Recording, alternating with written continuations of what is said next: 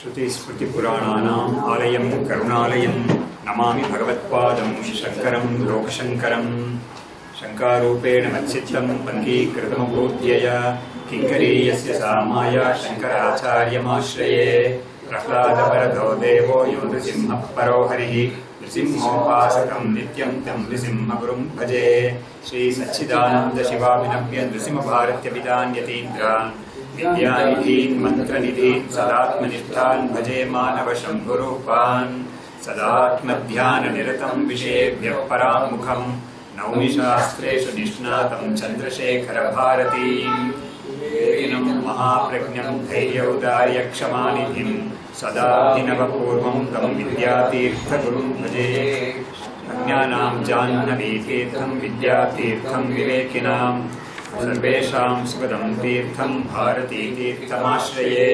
विद्याविनयसम्पन्नं वीतरागं विवेकिनं वन्दे वेदान्ततत्त्वज्ञं विदुशेखरभारतीं नमामि यामिनीनाथलेखालङ्कृतकुन्तलां भवानीं भवसन्तापनिर्वापणसुधानदीं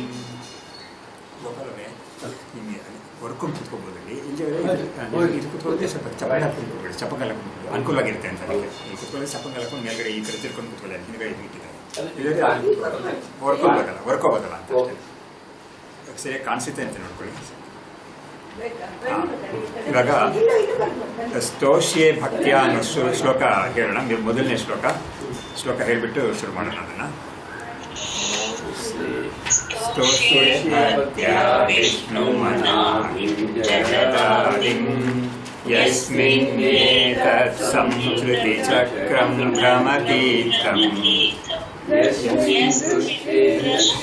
नश्यति तत् संस्कृतिचक्रं तं संसारध्वान्तविनाशं हरिमीडे ಧ್ವಾಂತವಿನಾಶಂ ಹರಿಮೀಡೆ. ಸೊ ಈ ಶ್ಲೋಕದಲ್ಲಿ ವೇದಾಂತ ತತ್ವದ ಒಂದು ಮುಖ್ಯವಾದ ಪ್ರಮೇಯಗಳು ಅಡಗಿದೆ. ಪ್ರಪಂಚ ಅನ್ನೋದಕ್ಕೆ ಅಧಿಷ್ಠಾನವಾಗಿರೋದು ಈ ಬ್ರಹ್ಮ ಅನ್ನೋದು, ಆಮೇಲೆ ಸಂಸಾರ ಅನ್ನೋದು ಪ್ರಪಂಚ ಅನ್ನೋದು ಬೇರೆ ಬೇರೆ ಅಲ್ಲ ಅನ್ನೋದು, ಆಮೇಲೆ ಸಂಸಾರ ಅನ್ನೋದು ಭ್ರಮಣ ಅಂತ ಹೇಳಿದ್ದಾರೆ. ಯಾಕಂದರೆ ಹುಟ್ಟು ಸಾವು ಅಂತ ಮತ್ತೆ ಮತ್ತೆ ಹೋಗಿ ಬರ್ತಾ ಇರುತ್ತೆ ಅಂತ. ಆಮೇಲೆ ಅದು ಜೀವನಿಗೆ ಅನುಭವಿಸ್ತಾ ಇರ್ತಾನೆ ನಾನು ಸಂಸಾರಿ ಅಂತ.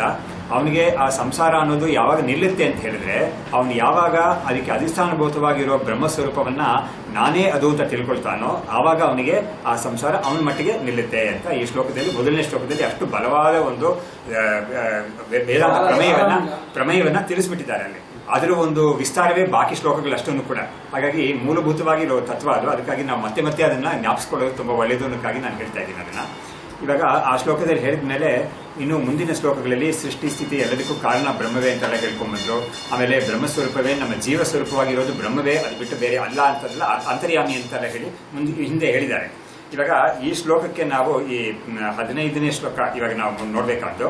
ಇದಕ್ಕೆ ಒಂದು ಪೀಠಿಕೆ ಕೊಟ್ಟರು, ತುಂಬ ದೀರ್ಘವಾದ ಒಂದು ಪೀಠಿಕೆ ಕೊಟ್ಟರು. ಅದರಲ್ಲಿ ಈ ಸ್ವರೂಪವೇ ನಮ್ಮ ಶರೀರದಲ್ಲಿ ಇದ್ಕೊಂಡು ನೋಡೋದು, ತಿಳಿಯೋದು, ಆಮೇಲೆ ಮಾತಾಡೋದು ಅಂತ ಇಂದ್ರಿಯಗಳ ವ್ಯಾಪಾರಗಳೆಲ್ಲ ಇದೆಯಲ್ಲ ಅದು, ಮತ್ತು ಅಂತಃಕರಣ ಅಂತ ಯಾವುದು ಮನಸ್ಸು ಬುದ್ಧಿ ಅಂತ ಹೇಳ್ತೀವೋ ಅದರ ವ್ಯಾಪಾರವೂ ಕೂಡ ಆಗ್ತಾ ಇರೋದು ಈ ಚೈತನ್ಯ ಸ್ವರೂಪದ ಒಂದು ಬಲದಿಂದಲೇ ಆಗ್ತಾ ಇದೆ ಅಂತ ಒಂದು. ಇನ್ನೊಂದು ಅದೆಲ್ಲವೂ ಕೂಡ ಆ ಚೈತನ್ಯವೇ ಅನುಭವಿಸ್ತಾ ಇದೆ ಅಂತ ಹೇಳಿದ್ರೆ ಏನು, ಉಪಾಧಿ ಮುಖಾಂತರವಾಗಿ ಅದೇ ಅನುಭವಿಸ್ತಾ ಇದೆ ಅಂತ. ಹಾಗಾಗಿ ಈ ಶರೀರದಲ್ಲಿ ಜೀವನಾಗಿ ತೋರ್ಕೊಂಡಿರೋದು ಆ ಬ್ರಹ್ಮವೇ, ಬ್ರಹ್ಮ ಬಿಟ್ಟು ಬೇರೆ ಯಾವುದೂ ಅಲ್ಲ. ಯಾಕಂದ್ರೆ ಚೇತನಕ್ಕೇನೆ ಅನುಭವ ಅನ್ನೋದು ಸಾಧ್ಯವಾಗುತ್ತೆ. ಆದರೆ ಇಂದ್ರಿಯಗಳು ಅದೆಲ್ಲ ಜಡ. ಹಾಗಾಗಿ ಆ ಜಡವಾದ ಇಂದ್ರಿಯಗಳನ್ನ ಕರಣ ಅಂತ ಹೇಳ್ತೀವಿ, ಇನ್ಸ್ಟ್ರೂಮೆಂಟ್ಸ್ ಅಂತ ಹೇಳ್ತೀವಲ್ಲ, ಆ ಇನ್ಸ್ಟ್ರೂಮೆಂಟ್ಸ್ ಆಗಿ ಇಟ್ಕೊಂಡು ಆ ಇನ್ಸ್ಟ್ರೂಮೆಂಟ್ಸ್ ಮುಖಾಂತರ, ಆದರೆ ಇನ್ಸ್ಟ್ರೂಮೆಂಟ್ಸ್ ಅನ್ನೋ ಉಪಾಧಿ ಮುಖಾಂತರ ಈ ಈ ಬ್ರಹ್ಮ ಅನ್ನೋದು ಅನುಭವಿಸ್ತಾ ಇದೆ. ಆದರೆ ಬ್ರಹ್ಮ ಅನ್ನೋದು ಈ ಶರೀರದಲ್ಲಿ ಜೀವ ಅಂತ ಒಂದು ಹೆಸರನ್ನ ಪಡ್ಕೊಂಡು ಅನುಭವಿಸ್ತಾ ಇದೆ ಅಂತ ನಾವು ಹೇಳ್ತಾ ಇದ್ದೀವಿ. ಯಾಕಂದ್ರೆ ಡೈರೆಕ್ಟ್ ಆಗಿ ಬ್ರಹ್ಮಕ್ಕೆ ಸಂಸಾರ ಹೇಳಕ್ ಬರೋದಿಲ್ಲ, ಜೀವನಾಗಿದ್ದುಕೊಂಡು ಸಂಸಾರ ಆಕ್ಟಿವೇಟ್ ಮಾಡ್ತಾ ಇದೆ. ಕರೆಕ್ಟ್, ಆಕ್ಟಿವೇಟ್ ಮಾಡ್ತಾ ಇದೆ ಯಾವ್ದನ್ನ, ಇಂದ್ರಿಯಗಳನ್ನ, ಮನಸ್ಸನ್ನ, ಎಲ್ಲದಕ್ಕೂ ಅದರ ಕೆಲಸಗಳನ್ನ ಪ್ರಚೋದನೆ ಮಾಡಕ್ಕೆ ಇದು ಕಾರಣವಾಗಿದೆ. ಇದಕ್ಕೆ ನಾವು ಸಾಮಾನ್ಯ ಕೊಡೋ ಉದಾಹರಣೆ ಏನು ಅಂತ ಹೇಳಿದ್ರೆ, ನಮಗೆ ಮನೆಯಲ್ಲಿ ಬೇಕಾದಷ್ಟು ಉಪಕರಣಗಳಿದೆ.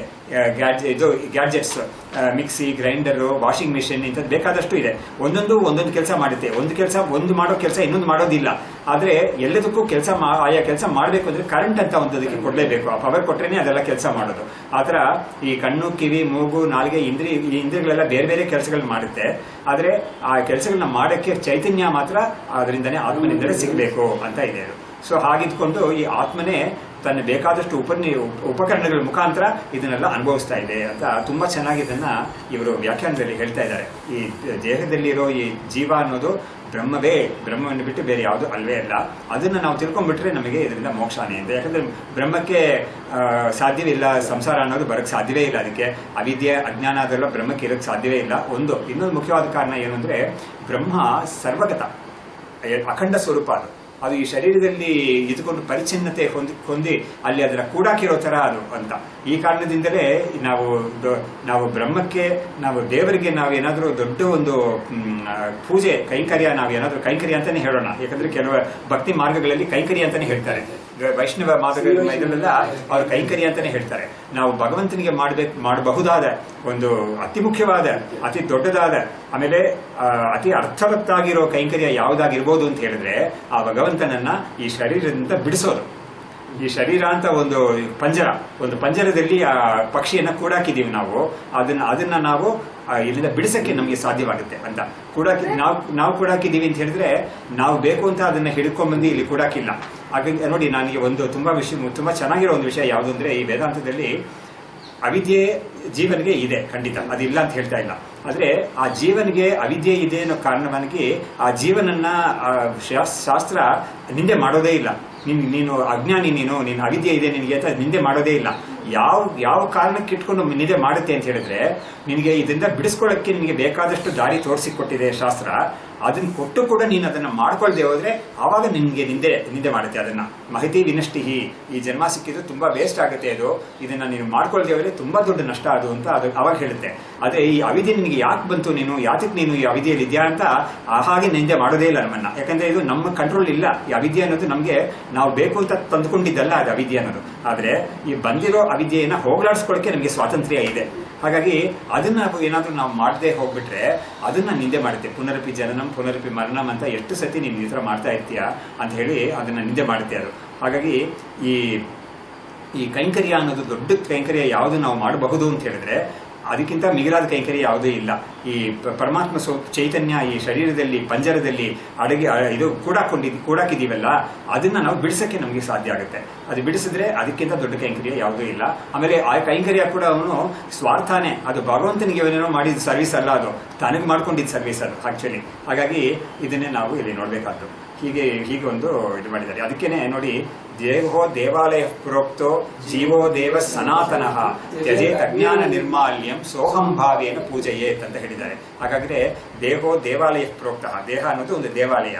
ಇದರಲ್ಲಿರೋ ದೇವರು ಯಾರು ಅಂತ ಕೇಳಿದ್ರೆ ಜೀವೋ ದೇವ ಇದು ಪರಮಾತ್ಮ, ಅದೇ ಸನಾತನಃ. ಈ ಜೀವ ಅನ್ನೋದೇ ದೇವ ಅದರಲ್ಲಿ.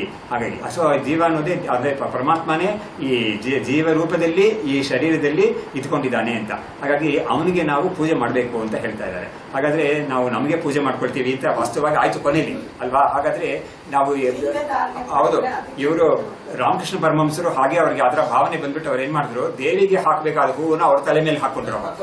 ಆ ತರ ಒಂದು ಭಾವನೆ ಅವ್ರಿಗೆ ಅಷ್ಟು ದೊಡ್ಡ ಉದ್ದಕ್ಕೆ, ಅಷ್ಟು ಎತ್ತರಕ್ಕೆ ಅವ್ರಿಗೆ ಭಾವನೆ ಹೊರಟೋಯ್ತು ಆ ಸಮಯದಲ್ಲಿ. ಹಾಗಾಗಿ ಆ ಸರ್ವಿಸ್ ಕೂಡ ನಾವು ಆ ಕೈಂಕರ್ಯ ನಮಗೆ ನಾವು ಮಾಡ್ಕೊಳ್ತಾ ಇದ್ದೀವಿ. ಹಾಗಾಗಿ ನಾವು ಪರಮಾತ್ಮನಿಗೆ ಭಗವಂತನಿಗೆ ಪೂಜೆ ಮಾಡೋದು ಅನ್ನೋದು ಕೂಡ ಎಲ್ಲವೂ ಕೂಡ ವಾಸ್ತವವಾಗಿ ಆಗ್ತಾ ಇರೋದು ನಮಗೇನೆ. ಆದ್ರೆ ನಮಗೇನೆ ಅಂತ ಶಾಸ್ತ್ರದ ಹೇಳ್ಕೊಟ್ಬಿಟ್ರೆ ಬಿಗಿನಿಂಗ್ ಅಲ್ಲಿ ಯಾರಿಗೂ ಅದನ್ನ ತಡ್ಕೊಳಕ್ ಆಗೋದಿಲ್ಲ. ಅಂದ್ರೆ ಆ ಒಂದು ಅರ್ಥ ಮಾಡ್ಕೊಳಕ್ ಆಗೋದಿಲ್ಲ. ಅದರಿಂದ ಏನ್ ಮಾಡುತ್ತೆ, ಹಾಗಾಗಿ ಆ ಪರಮಾತ್ಮ ನಿನೀತ ಬೇರೆ ಅಂತ ಒಂದು ಭೇದ ಭಾವನ ಮೊದಲು ನಮಗೆ ಉಂಟು ಮಾಡಿ ಶಾಸ್ತ್ರ ಏನ್ ಮಾಡುತ್ತೆ, ಅಧ್ಯಾರೋಪ ಅಪವಾದನೆ ಎಲ್ಲೂ ಕೂಡ ಆಗ್ತಾ ಇರೋದು.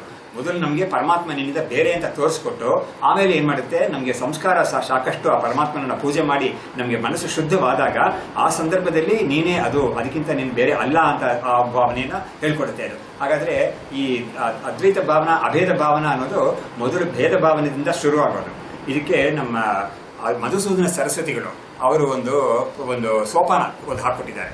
ಆ ಸೋಪಾನದಲ್ಲಿ ಹೇಗೆ ಅಂತ ಹೇಳಿದ್ರೆ, ಮೊದಲು ಬಂದ್ಬಿಟ್ಟು ತಸ್ಯೈವಾಹಂ ಅಂತ ಒಂದು, ಅದಕ್ಕೆ ಅರ್ಥ ಹೇಳ್ತೀನಿ ನಾನು. ಎರಡನೇದು ಮಮೈವಾಸವ್ ಅಂತ ಎರಡನೇದು. ಮೂರನೇದು ಸಯೇವಾಹಂ ಅಂತ. ಈ ಭಕ್ತಿ ಅನ್ನೋದು ಹೇಗೆ ಅಂಕುರಿತವಾಗಿ ಹೇಗೆ ಬೆಳ್ಕೊಂಡು ಬಂದು ಎಲ್ಲಿ ಪರ್ಯವಸನ ಆಗುತ್ತೆ, ಅದರ ಪರಾಕಾಷ್ಠತೆ ಎಲ್ಲಿ ಹೇಗೆ ಅನ್ನೋದನ್ನ ಅವರು ಒಂದು 3 ಸೋಪಾನದಲ್ಲಿ ಹೇಳ್ಕೊಟ್ಟಿದ್ದಾರೆ. ಮೊದಲು ಒಂದು ಭಕ್ತನಿಗೆ ಆ ಭಗವಂತನ ವಿಷಯದಲ್ಲಿ ಏನಿರುತ್ತೆ ಅಂತ ಹೇಳಿದ್ರೆ, ನಾನು ಅವರಿಗೆ ಇವರಿಗೆಲ್ಲ ಸೇರಿದ್ದವನು ಅಂತ ನಾನು ಸಾಮಾನ್ಯವಾಗಿ ತಿಳ್ಕೊಂಡಿರ್ತೀನಿ.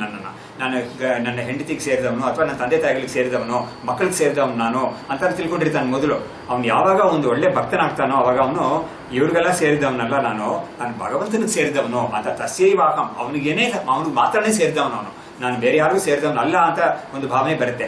ಆ ಭಾವನೆಯನ್ನ ಬೆಳೆಸ್ಕೊಂಡು ಬಂದು ಚೆನ್ನಾಗಿ ದೃಢವಾಗ್ತಾ ಆಗ್ತಾ ಅದು ಎಲ್ಲಿ ಬರುತ್ತೆ ಅಂತ ಹೇಳಿದ್ರೆ, ಆ ಭಗವಂತ ನನಗೆ ಮಾತ್ರ ಸೇರಿದವನು, ಅವನು ಬೇರೆ ಯಾರಿಗೂ ಸೇರಿದವನಲ್ಲ ಅವನು ಅಂತ ನೋಡಿ. ಈ ಭಾವನೆಯನ್ನ ನಾವು ಇದರಲ್ಲಿ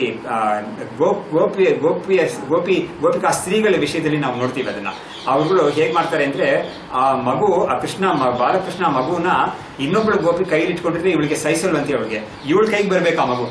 ಅವಳ ಹತ್ರ ಇಟ್ಕೊಂಡ್ರೆ ಇವಳು ಕಿತ್ಕೊಳ್ತಾಳೆ, ಅವಳ ಕಡೆಯಿಂದ ಕಿತ್ಕೊಳ್ತಾಳೆ. ಅದೇನ್ ಎಷ್ಟೊತ್ತು ನೀನ್ ಇಟ್ಕೊಂಡಿರ್ತೀಯ, ನನ್ ಕೂಡ ಮಗುನ ಅಂತ ಹೇಳ್ಬಿಟ್ಟು ಇವಳು ಇಸ್ಕೊಳ್ತಾಳೆ. ಅವಾಗ ಏನಾಯ್ತು, ಮಮೈವ ಅಸೌ, ನನಗೆ ಸೇರಿದವನು ಅವನು, ನನಗೆ ಮಾತ್ರ ಸೇರಿದವನು. ಮೊದಲು ಹೇಗಿತ್ತು, ನಾನು ಅವನಿಗೆ ಮಾತ್ರ ಸೇರಿದವನು ಅಂತ ಮೊದಲಿರುತ್ತೋ, ಇವಾಗ ಏನಾಗುತ್ತೆ, ಸ್ವಲ್ಪ ಬೆಳ್ಕೊಂಡು ಬಂದ್ಮೇಲೆ ಅದೇ ಸ್ವಲ್ಪ ಮುಂದಕ್ಕೆ ಬಂದ್ಮೇಲೆ ಭಗವಂತ ನನಗೆ ಮಾತ್ರ ಸೇರಿದವನು, ಇವನಿಗೆ ಇನ್ನೊಬ್ಬರಿಗೆ ಅದು ಸೇರುತ್ತೆ ಅಂತ ಇವನಿಗೆ ಸಹಿಸ್ಕೊಳಕ್ ಆಗ್ತಾ ಇಲ್ಲ. ಅದು ಒಂದು ಭಕ್ತಿ ಭಾವ ಅದು. ಹಾಗಾಗಿ ಇವನಿಗೆ ಭಗವಂತನ ಹತ್ರ ಇವನು ಒಡೆಯಾಗಿ ಹೋಗ್ಬಿಡ್ತಾನೆ, ಭಗವಂತನಿಗೆ ಇವನು ಒಡೆಯಾಗಿ ಹೋಗ್ಬಿಡ್ತಾನೆ. ಅದಕ್ಕೆ ತಕ್ಕನಾಗಿ ಭಗವಂತನು ಅದನ್ನ ಬೇಕಾದಷ್ಟು ಶಬ್ದಗಳಲ್ಲಿ ಹೇಳಿದ್ದಾನೆ. ನಾನು ಭಕ್ತ ಪರಾಧೀನಃ, ನಾನು ಅವನಿಗೆ ಪರಾಧೀನನಾಗಿರ್ತೀನಿ ನಾನು ಅಂತ ತುಂಬಾ ಚೆನ್ನಾಗಿರೋ ಶ್ಲೋಕಗಳೆಲ್ಲ ಭಾಗವತದಲ್ಲಿ ಇದೆ ಹತ್ರ. ಹಾಗಾಗಿ ಇಂಥ ಒಂದು ಯಾವುದನ್ನು ಬೇರೆ ಯಾವುದು ಕೂಡ ಬೇಡ ಅಂತ ಇದ್ಕೊಂಡು ಒಬ್ಬ ಇರ್ತಾನಲ್ಲ ಒಂದು ಭಕ್ತ, ಅವನ ಹಿಂದೆ ನಾನು ಹೋಗ್ತೀನಿ. ಯಾತಕ್ಕೆ ಅಂತ ಹೇಳಿದ್ರೆ, ಅವನ ಒಂದು ಪಾದ ರೇಣು ನನಗೆ ಬಿದ್ದು ನಾನು ಶುದ್ಧವಾಗ್ತೀನಿ ಅಂತ ಕಾರಣದಿಂದ ನಾನು ಅವನ ಹಿಂದೆ ಹೋಗ್ತೀನಿ ಅಂತ ಭಗವಂತನೇ ಹೇಳ್ತಾನೆ. ಅಷ್ಟೊಂದು ದೂರಕ್ಕೆ ಅವನು ಹೇಳಿದ್ದಾನೆ.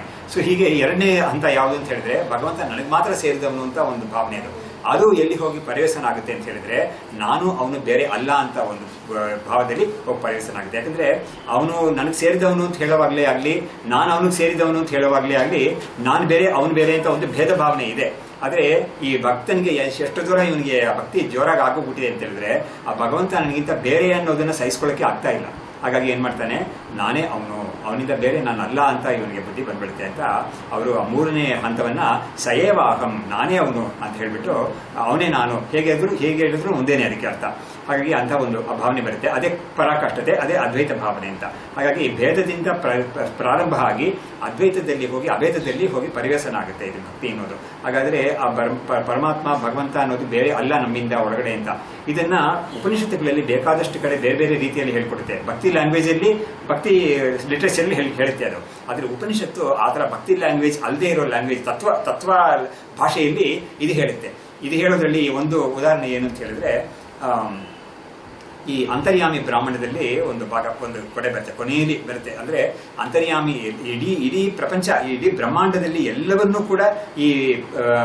ಕೂಡ ಪ್ರಚೋದನೆ ಮಾಡಿಕೊಂಡು ಆಯಾ ಕೆಲಸಗಳೆಲ್ಲ ಆಗ್ತಾ ಇರೋದಕ್ಕೆ ಅಂತರ್ಯಾಮಿನೇ ಕಾರಣ ಅಂತ ಮೊದಲು ಹೇಳ್ಕೊಂಡೇ ಬಂದು ಒಂದು ದೊಡ್ಡ ಪಟ್ಟಿ ಕೊಡುತ್ತೆ.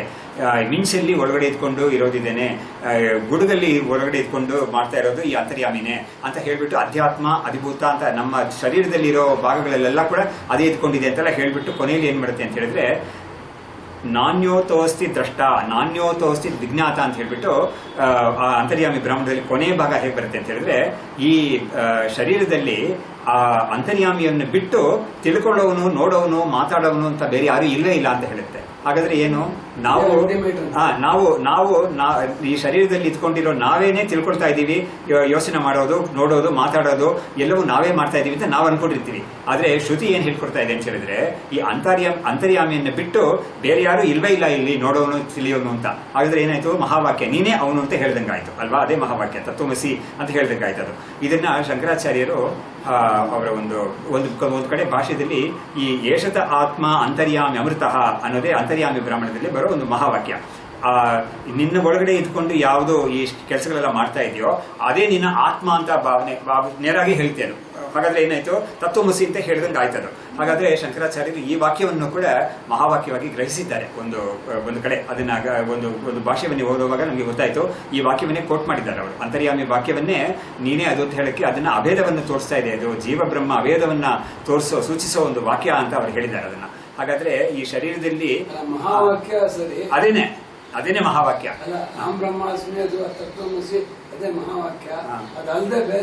ಬೇಕಾದಷ್ಟು ವಾಕ್ಯಗಳಿದೆ. ಅದಕ್ಕೆ ಇದನ್ನ ಹೇಳಕ್ ಬಂದೆ ನಾನು. ಶಂಕರಾಚಾರ್ಯರು ಈ ತರ ಬೇಕಾದಷ್ಟು ಕಡೆ ಇನ್ನೂ ಉಪನಿಷತ್ ವಾಕ್ಯಗಳನ್ನೆಲ್ಲ ಶತಶಃ ನೂರಾರು ಇವೆ ಅಂತ ಹೇಳಿದ್ದಾರೆ ಅವರು. ಒಂದೊಂದು ಕಡೆ ಸಾವಿರಾರು ಇದೆ ಅಂತ ಹೇಳಿದ್ದಾರೆ ಅವರು. ಮತ್ತೆ ಈ ಅಭೇದವನ್ನ ಜೀವ ಬ್ರಹ್ಮ ಅಭೇದವನ್ನ ಸೂಚಿಸುವ ವಾಕ್ಯಕ್ಕೆ ಮಹಾವಾಕ್ಯ ಅಂತ ಹೆಸರು. ನಮಗೆ ಸಾಮಾನ್ಯವಾಗಿ ಅದನ್ನ ತುಂಬಾ ಕಡೆ ನಾವು ಅಹಂ ಬ್ರಹ್ಮಾಸ್ಮಿ, ತತ್ವಮಸಿ, ಅಯಮಾತ್ಮ ಬ್ರಹ್ಮ, ಆಮೇಲೆ ಪ್ರಜ್ಞಾನಂ ಬ್ರಹ್ಮ ಅಂತ ನಾಲ್ಕು ವೇದದಿಂದ ಒಂದೊಂದು ಅಂತ ಪ್ರತಿನಿಧಿಯಾಗಿ ನಮ್ಗೆ ಹೇಳ್ತಾರೆ ಸಾಮಾನ್ಯವಾಗಿ. ಅದೇ ಅಷ್ಟೇ ಮಹಾವಾಕ್ಯ ಅಂತ ತಿಳ್ಕೋಬಾರ್ದು ನಾವು. ಬೇಕಾದಷ್ಟು ಮಹಾವಾಕ್ಯಗಳಿದೆ, ಬೇಕಾದಷ್ಟು ಇರುತ್ತೆ. ಅದರಲ್ಲಿ ನಾನಾ ಮಹಾವಾಕ್ಯಗಳು ಇರುತ್ತೆ, ಅದರಲ್ಲಿ ತುಂಬಾ ಇರುತ್ತೆ. ಅದರಲ್ಲಿ ಇದು ಒಂದು ಸ್ವಾರಸ್ಯ. ಇದು ನನಗೆ ಅದಕ್ಕೆ ತುಂಬಾ ಅದನ್ನ ನೋಡ್ಬಿಟ್ಟು ಭಗವತ್ಪಾದರ ಭಾಷೆಯನ್ನು ಓದ್ತಾ ನಮಗೆ ಅವರೇ ಹೇಳ್ತಾರೆ, ಇದೆಲ್ಲ ಜೀವ ಬ್ರಹ್ಮಕ್ಕೆ ಅಭೇದವನ್ನು ಹೇಳ್ತಾ ಇರೋ ವಾಕ್ಯಗಳು ಅಂತ ಹೇಳ್ತಾರೆ. ಅದು ಒಂದು ದೊಡ್ಡ ಬೆನಿಫಿಟ್ ನಮಗೆ. ಭಾಷೆಯನ್ನು ಓದೋದ್ರಲ್ಲಿ ಏನ್ ಬೆನಿಫಿಟ್ ಅಂದ್ರೆ, ನಮಗೆ ಮುಂಚೆ ತಿಳಿದೇ ಇರೋ ಎಷ್ಟೋ ವಿಷಯಗಳು ನಮಗೆ ಅವಾಗ ತಿಳಿಯಕ್ಕೆ ಶುರು ಆಗುತ್ತೆ, ಪ್ರಾರಂಭ ಆಗುತ್ತೆ. ಅದು ಅವಾಗ ನಮಗೆ ಈ ಭಾಷೆ ವಾಕ್ಯವನ್ನು ನೋಡಿದಾಗ ಭಗವತ್ಪಾದರು ಎಷ್ಟೋ ವಾಕ್ಯಗಳನ್ನ ಅಲ್ಲಿ ಸೇರಿಸ್ತಾರೆ. ಇನ್ನೊಂದು ಸ್ವಾರಸ್ಯ ಏನು ಅಂತ ಹೇಳಿದ್ರೆ, ಈ ತತ್ವಮಸಿ ಅಂತ ಬರ್ತಲ್ಲ ಇದರಲ್ಲಿ ಛಾಂದೋಗ್ಯ ಉಪನಿಷತ್ತಲ್ಲಿ, ಆ ಬರೋ ವಾಕ್ಯ ಎಷ್ಟು ಉದ್ದಕ್ಕಿರುತ್ತೆ ಅಂತ ಹೇಳಿದ್ರೆ, ಅದು ಐತದಾತ್ಮ್ಯಮಿದಗಂ ಸರ್ವಂ ತತ್ಸತ್ಯಂ ಸ ಆತ್ಮ ತತ್ವಮಸಿ ಶ್ವೇತಕೇತು ಅಂತ ಒಂದು ಪೂರ್ತಿ ವಾಕ್ಯ ಇರೋದದು. ಈ ವಾಕ್ಯವನ್ನ ಭಗವತ್ಪಾದರು ಏನ್ ಮಾಡ್ತಾರೆ ಅಂದ್ರೆ, ತತ್ವಮಸಿ ಎನ್ನುವ ಭಾಗವನ್ನ ಜೀವ ಬ್ರಹ್ಮ ಐಕ್ಯವನ್ನ ಹೇಳೋದು ಅಂತ ಬೇಕಾದಷ್ಟು ಕಡೆ ಕೋಟ್ ಮಾಡಿದ್ದಾರೆ, ಅದು ಇಲ್ಲ ಅಂತ ಹೇಳಿಲ್ಲ. ಆದ್ರೆ ನಮ್ಗೆ ಹೊಸ ವಿಷಯ ಏನು ಅಂತ ಹೇಳಿದ್ರೆ, ಸ ಆತ್ಮ ಅಂದ್ರೆ ತತ್ಸತ್ಯಂ ಸ ಆತ್ಮ ಅಂತ ಹೇಳ್ತಲ್ಲ, ಈ ತತ್ಸತ್ಯಂ ಸ ಆತ್ಮ ಅಂತ ಈ ವಾಕ್ಯದಲ್ಲಿ ಇರೋ ಒಂದು ಭಾಗ ಇದೆಯಲ್ಲ, ಈ ಭಾಗ ಕೂಡ ಮಹಾವಾಕ್ಯನೇ ಅದು ಅಂತ ಅದನ್ನ ಅವ್ರು ತೋರಿಸ್ಕೊಟ್ಟಿದ್ದಾರೆ. ಒಂದು ಕಡೆ ಮಹಾವಾಕ್ಯ ಅಂತ, ಇದು ಕೂಡ ಮಹಾವಾಕ್ಯ ಅಂತ ಅವರು ತೋರಿಸ್ಕೊಟ್ಟಿದ್ದಾರೆ. ಹಾಗಾದ್ರೆ ಏನಾಯ್ತು, ಒಂದೇ ಒಂದು ವಾಕ್ಯದಲ್ಲಿ 2 ಮಹಾವಾಕ್ಯ ಸಿಗ್ತಾ ಇದೆ ನಮಗೆ. ತತ್ವಮಸಿ ಅಂತ ಒಂದು ವಾಕ್ಯ ಇರೋದು, ಅದು ಪ್ರಸಿದ್ಧವಾಗಿರೋದು. ಅಷ್ಟೊಂದು ಪ್ರಸಿದ್ಧವಾಗಿ ಇಲ್ಲದೇ ಇರೋದು ಯಾವುದು ಅಂತ ಹೇಳಿದ್ರೆ, ಸ ಆತ್ಮ ತತ್ವಮಸಿ, ಸ ಆತ್ಮ ಅಂತ, ತತ್ಸತ್ಯಂ ಸ ಆತ್ಮ ಅಂತ. ತತ್ಸತ್ಯಂ ಅಂತ ಹೇಳುವಾಗ ಯಾವುದು ಅಂತ ಹೇಳಿದ್ರೆ, ಆ ಪ್ರಪಂಚವನ್ನ ಸೃಷ್ಟಿ ಮಾಡಿರೋ ಆ ಬ್ರಹ್ಮ. ಆತ್ಮ ಅಂತ ಹೇಳುವಾಗ ನಾವೇ ಅದು ಅಂತ. ಈ ತರ ಮಧ್ಯದಲ್ಲಿ ಬೇಕಾದಷ್ಟು ಇದೆ. ಅದನ್ನೆಲ್ಲ ಭಗವತ್ಪಾದರು ಕಂಡುಹಿಡಿದಿದ್ದಾರೆ, ಗುರ್ತು ಮಾಡ್ಕೊಂಡಿದ್ದಾರೆ. ಅದು ಗುರ್ತು ಮಾಡಿ ಅಲ್ಲಲ್ಲಿ ಅವ್ರು ಹೇಳ್ತಾರೆ. ಅದನ್ನ ಅವ್ರು ಹೇಳ್ಕೊಡದೆ ಆದ್ರೆ ನಮ್ಗೆ ಗೊತ್ತಾಗ್ತಾನೆ ಇರಲಿಲ್ಲ. ಅದೆಲ್ಲ ನಮ್ಗೆ ಅಷ್ಟು ಸಾಮರ್ಥ್ಯ ಇಲ್ವೇ ಇಲ್ಲ, ಖಂಡಿತ ಇಲ್ವೇ ಇಲ್ಲ. ಹಾಗಾದ್ರೆ ಅವರು ಅದನ್ನ ಗುರ್ತು ಮಾಡಿ ನೋಡಿ, ಇದು ಮಹಾವಾಕ್ಯ. ಇನ್ನೊಂದು ಕಡೆ ಯಾವುದು ಅಂದ್ರೆ, ಈ ತೈತ್ರಿಯ ಉಪನಿಷತ್ತಲ್ಲಿ ಈ ಪಂಚಭೂತ ಸೃಷ್ಟಿ ಬರುತ್ತಲ್ಲ, ಆತ್ಮನ ಆಕಾಶ ಸಂಭೂತ ಅಂತ. ಸೊ ಅಲ್ಲಿ ಕೂಡ ಒಂದು ಮಹಾವಾಕ್ಯ ಇದೆ ಅಂತ ತೋರಿಸ್ಕೊಟ್ಟಿದ್ದಾರೆ. ಹೇಗೆ ಅಂತ ಹೇಳಿದ್ರೆ, ಅದಕ್ಕೆ ಮುಂಚೆ ತಸ್ಮಾದ್ವಾ ಏತಸ್ಮಾದ್ ಆತ್ಮನ ಆಕಾಶ ಸಂಭೂತ ಅಂತ ಬರುವಾಗ, ತಸ್ಮಾದ್ವಾ ಅಂತ ಹೇಳುವಾಗ ತತ್ಶಬ್ದ ಏನ್ ಮಾಡುತ್ತೆ, ಬ್ರಹ್ಮವನ್ನು ಹೇಳುತ್ತೆ. ಅದು ಏತಸ್ಮಾದ್ ಆತ್ಮನಃ ಅಂತ ಹೇಳುವಾಗ ಈ ಆತ್ಮನಿಂದ ಅಂತ ಹೇಳಿ ಈ ಜೀವನನ್ನ ಹೇಳುತ್ತೆ. ಅದು ಹಾಗಾದ್ರೆ ಯಾವ ಒಂದು ಬ್ರಹ್ಮ ಜೀವಾತ್ಮನಿಗಿಂತ ಬೇರೆ ಅಲ್ಲವೋ, ಆ ಬ್ರಹ್ಮದಿಂದ ಈ ಆಕಾಶ ವಾಯು ಇವುಗಳೆಲ್ಲ ಉತ್ಪತ್ತಿಯಾಗಿದೆ ಅಂತ ಹೇಳ್ಕೊಂಡ್ಬರ್ತೀವಿ ಆ ಶ್ರುತಿ ವಾಕ್ಯ. ಆವಾಗ ಈ ತಸ್ಮಾದ್ವಾ ಏತಸ್ಮಾದ್ ಅಂತ ಹೇಳುವಾಗ, ಏತಸ್ಮಾದ್ ಆತ್ಮನಃ ಅಂತ ಹೇಳುವಾಗ ಈ ಆತ್ಮ ಮತ್ತು ಬ್ರಹ್ಮಕ್ಕೆ ಒಂದು ಐಕ್ಯ ಅಲ್ಲಿ ಬರುತ್ತೆ. ಈ ತರ ಬೇಕಾದಷ್ಟು ಕಡೆ ಅಲ್ಲಲ್ಲಿ ಇರೋದನ್ನ ಭಗವತ್ಪಾದರು ಗುರ್ತು ಮಾಡಿ ಅದನ್ನ ಅಲ್ಲಲ್ಲಿ ಹೇಳ್ಕೊಂಡ್ಬಿಡ್ತಾರೆ ಪ್ರಸಂಗವಶಾತ್. ನಮ್ಗೆ ಅದನ್ನ ನೋಡುವಾಗಲೇ ಗೊತ್ತಾಗುತ್ತೆ, ಓಹೋ ಇದು ಕೂಡ ಮಹಾವಾಕ್ಯ ಅಂತ ಗಣನೆ ಮಾಡಿದ್ದಾರೆ ಭಗವತ್ಪಾದರು ಅಂತ. ನಮಗೆ ಖಂಡಿತ ಯಾರಿಗೂ ಏನು ಗೊತ್ತಾಗ್ತಾನೆ ಇರಲಿಲ್ಲ, ಖಂಡಿತ. ಯಾಕಂದ್ರೆ ಉಪನಿಷತ್ತುಗಳು ಅಷ್ಟೊಂದು ಗೂಢವಾಗಿರೋ ವಿಷಯಗಳು, ಅದನ್ನ ನಾವು ಅರ್ಥ ಮಾಡ್ಕೊಳ್ಳೋಕೆ ಸಾಧ್ಯವೇ ಇಲ್ಲ. ಆ ಕಾರಣದಿಂದಲೇ ಈ ಬ್ರಹ್ಮಸೂತ್ರಗಳು ಬಂದಿರೋದು ಅದಕ್ಕೇನೆ. ಉಪನಿಷತ್ತುಗಳಲ್ಲಿ ತುಂಬಾ ಒಂದು ಹೇಳ್ದಂಗೆ ಇನ್ನೊಂದು ಹೇಳ್ತಾ ಇಲ್ಲ ಒಂದೇ ವಿಷಯಕ್ಕೆ. ಇದನ್ನೆಲ್ಲ ನೋಡಿದಾಗ ಸೂತ್ರಕಾರರು ಏನ್ ಮಾಡಿದ್ದಾರೆ ಅಂದ್ರೆ, ಅಂತ ಪಾಯಿಂಟ್ಸ್ ನೆಲ್ಲ ಐಡೆಂಟಿಫೈ ಮಾಡಿ ಅದನ್ನ ಸೆಟಲ್ ಮಾಡಕ್ಕಾಗಿ ಈ ಉಪನಿಷತ್ ಬ್ರಹ್ಮಸೂತ್ರಗಳು ಅಂತ ರಚನೆ ಮಾಡಿದ್ದಾರೆ. ಕರೆಕ್ಟ್. ಹಾಗಾಗಿ ಭಾಷೆಕಾರರಲ್ಲಿ ಕೂಡ ಒಂದು ಸಂಪ್ರದಾಯ ಇದೆ. ಭಗವತ್ಪಾದರು ಕೂಡ ನೋಡಿ, ನಾನೇ ಇದು ಮೊದಲು ಹೇಳ್ತೀನಿ ಅಂತ ಅವ್ರು ಹೇಳ್ಕೊಳ್ಳೇ ಇಲ್ಲ ಎಲ್ಲೂ ಕೂಡ. ಅವ್ರು ಏನ್ ಮಾಡ್ತಾರೆ, ಅವರು ಒಂದು ಸಂಪ್ರದಾಯದಲ್ಲಿ ಬಂದಿದ್ದೀನಿ ಅಂತ ಅವ್ರು ತೋರಿಸ್ಕೊಳ್ತಾರೆ. ಅಲ್ಲಲ್ಲಿ ಆ ತೈತ್ತಿರೀಯ ಉಪನಿಷತ್ ಭಾಷ್ಯದಲ್ಲಿ ಪ್ರಾರಂಭದಲ್ಲಿ ಅವರು ಯೈರಿಮೇ ಗುರುಭಿ ಪೂರ್ವಂ ಪದವಾಕ್ಯ ಪ್ರಮಾಣತಃ ವ್ಯಾಖ್ಯಾತ ಸರ್ವ ವೇದಾಂತಹ ತಾನ್ ನಿತ್ಯಂ ಪ್ರಣತೋಸ್ಮ್ಯಹಂ ಅಂತ ಹೇಳ್ಬಿಟ್ಟು ನನಗೆ ಮುಂಚೆ ಬಂದಿರೋ ಎಷ್ಟೋ ಆಚಾರ್ಯರುಗಳೆಲ್ಲ ಈ ಉಪನಿಷತ್ತುಗಳಿಗೆಲ್ಲ ವ್ಯಾಖ್ಯಾನ ಮಾಡಿ ಹೋಗಿದ್ದಾರೆ, ಅವರುಗಳಿಗೆಲ್ಲ ನಾನು ನಮಸ್ಕಾರ ಮಾಡ್ತೀನಿ ಅಂತ ಹೇಳ್ಬಿಟ್ಟು ಅವ್ರು ಹೇಳ್ತಾರೆ. ಹಾಗಾದ್ರೆ ಅದೇ ತರ ಬ್ರಹ್ಮಸೂತ್ರಕ್ಕೆ ಅವರು ನಮಸ್ಕಾರ ಅಂತ ಏನು ಹೇಳ್ದೆ ಹೋದ್ರು ಕೂಡ ಇದರಿಂದ ನಮ್ಗೆ ಗೊತ್ತಾಗುತ್ತೆ. ಆ ಬ್ರಹ್ಮಸೂತ್ರ ಭಾಷೆದಿಂದಲೇ ಕೆಲವು ಸತಿ ಗೊತ್ತಾಗುತ್ತೆ ನಮಗೆ ಅವರಿಗೆ ಹಿಂದೆ ಎಷ್ಟೋ ಭಾಷೆಕಾರರು ಇದ್ದಿದ್ದಾರೆ, ಅದನ್ನ ಇವರು ನೋಡಿದ್ದಾರೆ, ಅಲ್ಲಿರೋ ಕೆಲವು ವಿಷಯಗಳನ್ನ ಅವರು ವಿಮರ್ಶೆ ಮಾಡ್ತಾರೆ, ಮಾಡಿ ಕೆಲವುದನ್ನ ಒಪ್ಕೊಳ್ತಾರೆ, ಕೆಲವುದನ್ನ ಒಪ್ಕೊಳ್ಳೋದಿಲ್ಲ, ಅದನ್ನು ತಿರಸ್ಕರಿಸ್ತಾರೆ. ಹೀಗೆಲ್ಲ ನಾವು ನೋಡುವಾಗ ಇವರು ಮುಂಚೆ ಎಷ್ಟು ಒಂದು ಸಂಪ್ರದಾಯ ಇದ್ದಿದೆ ಅಂತ ನಮಗೆ ಗೊತ್ತಾಗುತ್ತೆ. ಸೊ ಏನೇ ಇದ್ರೂ ಕೂಡ ನಾನು ಯಾವ್ದನ್ನ ಹೇಳಕ್ ಬಂದೆ ಅಂದ್ರೆ ಈ ಮಹಾವಾಕ್ಯಗಳು ಅನ್ನೋದು ಅದಕ್ಕೆ ಮಿತಿನೇ ಇಲ್ಲ ಅಂತ ಹೇಳ್ಬೋದು, ಅಷ್ಟೊಂದು ಇದೆ ಮಹಾವಾಕ್ಯಗಳು. ಶಂಕರಾಚಾರ್ಯರು ಅದನ್ನ ಸಾವಿರಾರು ಇದೆ ಅಂತ ಹೇಳ್ತಾರೆ ಅವರು. ಅದೊಂದು ಉತ್ಪ್ರೇಕ್ಷೆ ಅಂತ ಹೇಳ್ಬೋದು ಯಾರಾದ್ರೂ, ಆದ್ರೆ ಕೂಡ ನಮಗೆ ನೋಡಕ್ ಹೋದ್ರೆ ನಮಗೆ ಈ 10 ಉಪನಿಷತ್ತುಗಳಲ್ಲಿ ಸಿಕ್ಕೋ ಮಹಾವಾಕ್ಯಗಳೇ ನಮಗೆ ಎಷ್ಟು ಗಣನೆ ಮಾಡಕ್ ಆಗಲ್ಲ ಅಂತ ಅಷ್ಟೊಂದು ಸಿಗ್ತಾ ಇದೆ ಅಂತ ನಮಗೆ ಗೊತ್ತಾಗುತ್ತೆ. ಇದು ಬಿಟ್ಟು ಅವರು ನಮಗೆ ಗೊತ್ತಿಲ್ಲದೆ ಇರೋ ಕೆಲವೊಂದು ಒಂದೆರಡು ಉಪನಿಷತ್ತುಗಳನ್ನ ಕೂಡ ಅವರು ಬ್ರಹ್ಮಸೂತ್ರ ಭಾಷೆಯಲ್ಲಿ ಇದು ಮಾಡಿದ್ದಾರೆ, ಕೋಟ್ ಮಾಡಿದ್ದಾರೆ ಅವರು. ತ್ವಂಬ ಅಹಮಸ್ಮಿ ದೇವತೆ ಅಹಂ ವೈ ತ್ವಮಸಿ ಅಂತ ಯಾವುದೋ ಜಾಬಾಲ ಅಂತ ಯಾರೋ ಒಂದು ಶಾಖೆಯನ್ನು ಅವರು ಕೋಟ್ ಮಾಡ್ತಾರೆ. ಆ ಉಪನಿಷತ್ ನಮ್ಗೆ ಏನೂ ಸಿಗ್ತಾ ಇಲ್ಲ ಇವಾಗ, ಆದ್ರೆ ಹೆಸರಿಗೆ ಕೊಟ್ಟಿದ್ದಾರೆ ಅವರು, ಇಂಥ ಜಾಬಾಲ ಶಾಖೆ ಅಂತ ಒಂದು ಕೊಟ್ಟಿದ್ದಾರೆ ಅವರು. ಹಾಗಾಗಿ ಅದರಲ್ಲಿ ಒಂದು ಮಹಾವಾಕ್ಯ ಬರುತ್ತೆ, ಡೈರೆಕ್ಟ್ ಆಗಿ ಹೇಳೋ ನೀನೇ ನಾನು ನಾನೇ ನೀನು ಅಂತ ಹೇಳೋ ಒಂದು ವಾಕ್ಯ ಬರುತ್ತೆ ಅಲ್ಲಿ. ಸೊ ಹೀಗೆ ಒಂದು ಕಡೆ ಅವರು ಈ ತರ ಒಂದು ತೋರಿಸಿರ್ತಾರೆ, ಅವರು ಮಹಾವಾಕ್ಯವನ್ನ ತೋರಿಸಿರ್ತಾರೆ, ಅಥವಾ ಜೀವಬ್ರಹ್ಮ ಐಕ್ಯವನ್ನ ಅದು ರಾಮಭುಜಂಗ ಆಗ್ಲಿ ಸುಬ್ರಹ್ಮಣ್ಯ ಭುಜಂಗ ಆಗ್ಲಿ, ಹೌದು ಎಲ್ಲದರಲ್ಲೂ ಕೂಡ ಅವರು ಇದನ್ನ ತೋರಿಸ್ತಾರೆ ಅವರು. ಹೌದೌದು ಹೌದು, ತುಂಬಾ ಇದೆ. ಸೊ ಇವಾಗ ನಾವು ಈ 15ನೇ ಶ್ಲೋಕಕ್ಕೆ ಅವರು ಈ 15ನೇ ಶ್ಲೋಕದಲ್ಲೂ ಕೂಡ 14ನೇ ಶ್ಲೋಕದಲ್ಲಿ ಹೇಗಿತ್ತು ಅದೇ ತರಾನೇ ಇಲ್ಲೂ ಕೂಡ ಜೀವ ಅನ್ನೋದು ಯಾವುದು ಈ ಶರೀರದಲ್ಲಿ ಇದ್ಕೊಂಡು ನಾನಾ ಅನುಭವಗಳನ್ನ ಪಡ್ಕೊಳ್ತಾ ಇದೆಯೋ ಅದು ಆಕ್ಚುಲಿ ಬ್ರಹ್ಮವೇ ಅದು ಅಂತ ತೋರಿಸೋ ವಿಷಯನೇ 14ರಲ್ಲಿ 15ರಲ್ಲೂ ಕೂಡ ಬರೋದು. 15ಕ್ಕೂ ಕೂಡ ನಾವು ಈ ವ್ಯಾಖ್ಯಾನ ನೋಡಿದೀವಿ. ಇವಾಗ ನಾವು ಈ ಶ್ಲೋಕವನ್ನು ಒಂದ್ಸತಿ ಓದ್ಬಿಟ್ಟು ಅದರ ಒಂದು ವ್ಯಾಖ್ಯಾನ ಇವಾಗ ನೋಡೋಣ. 15ನೇ ಶ್ಲೋಕ ಒಂದ್ಸತಿ ಓದೋಣ ಇವಾಗ. ಪಶ್ಯನ್ ಶೃಣ್ಮನ್ ಅಂತ.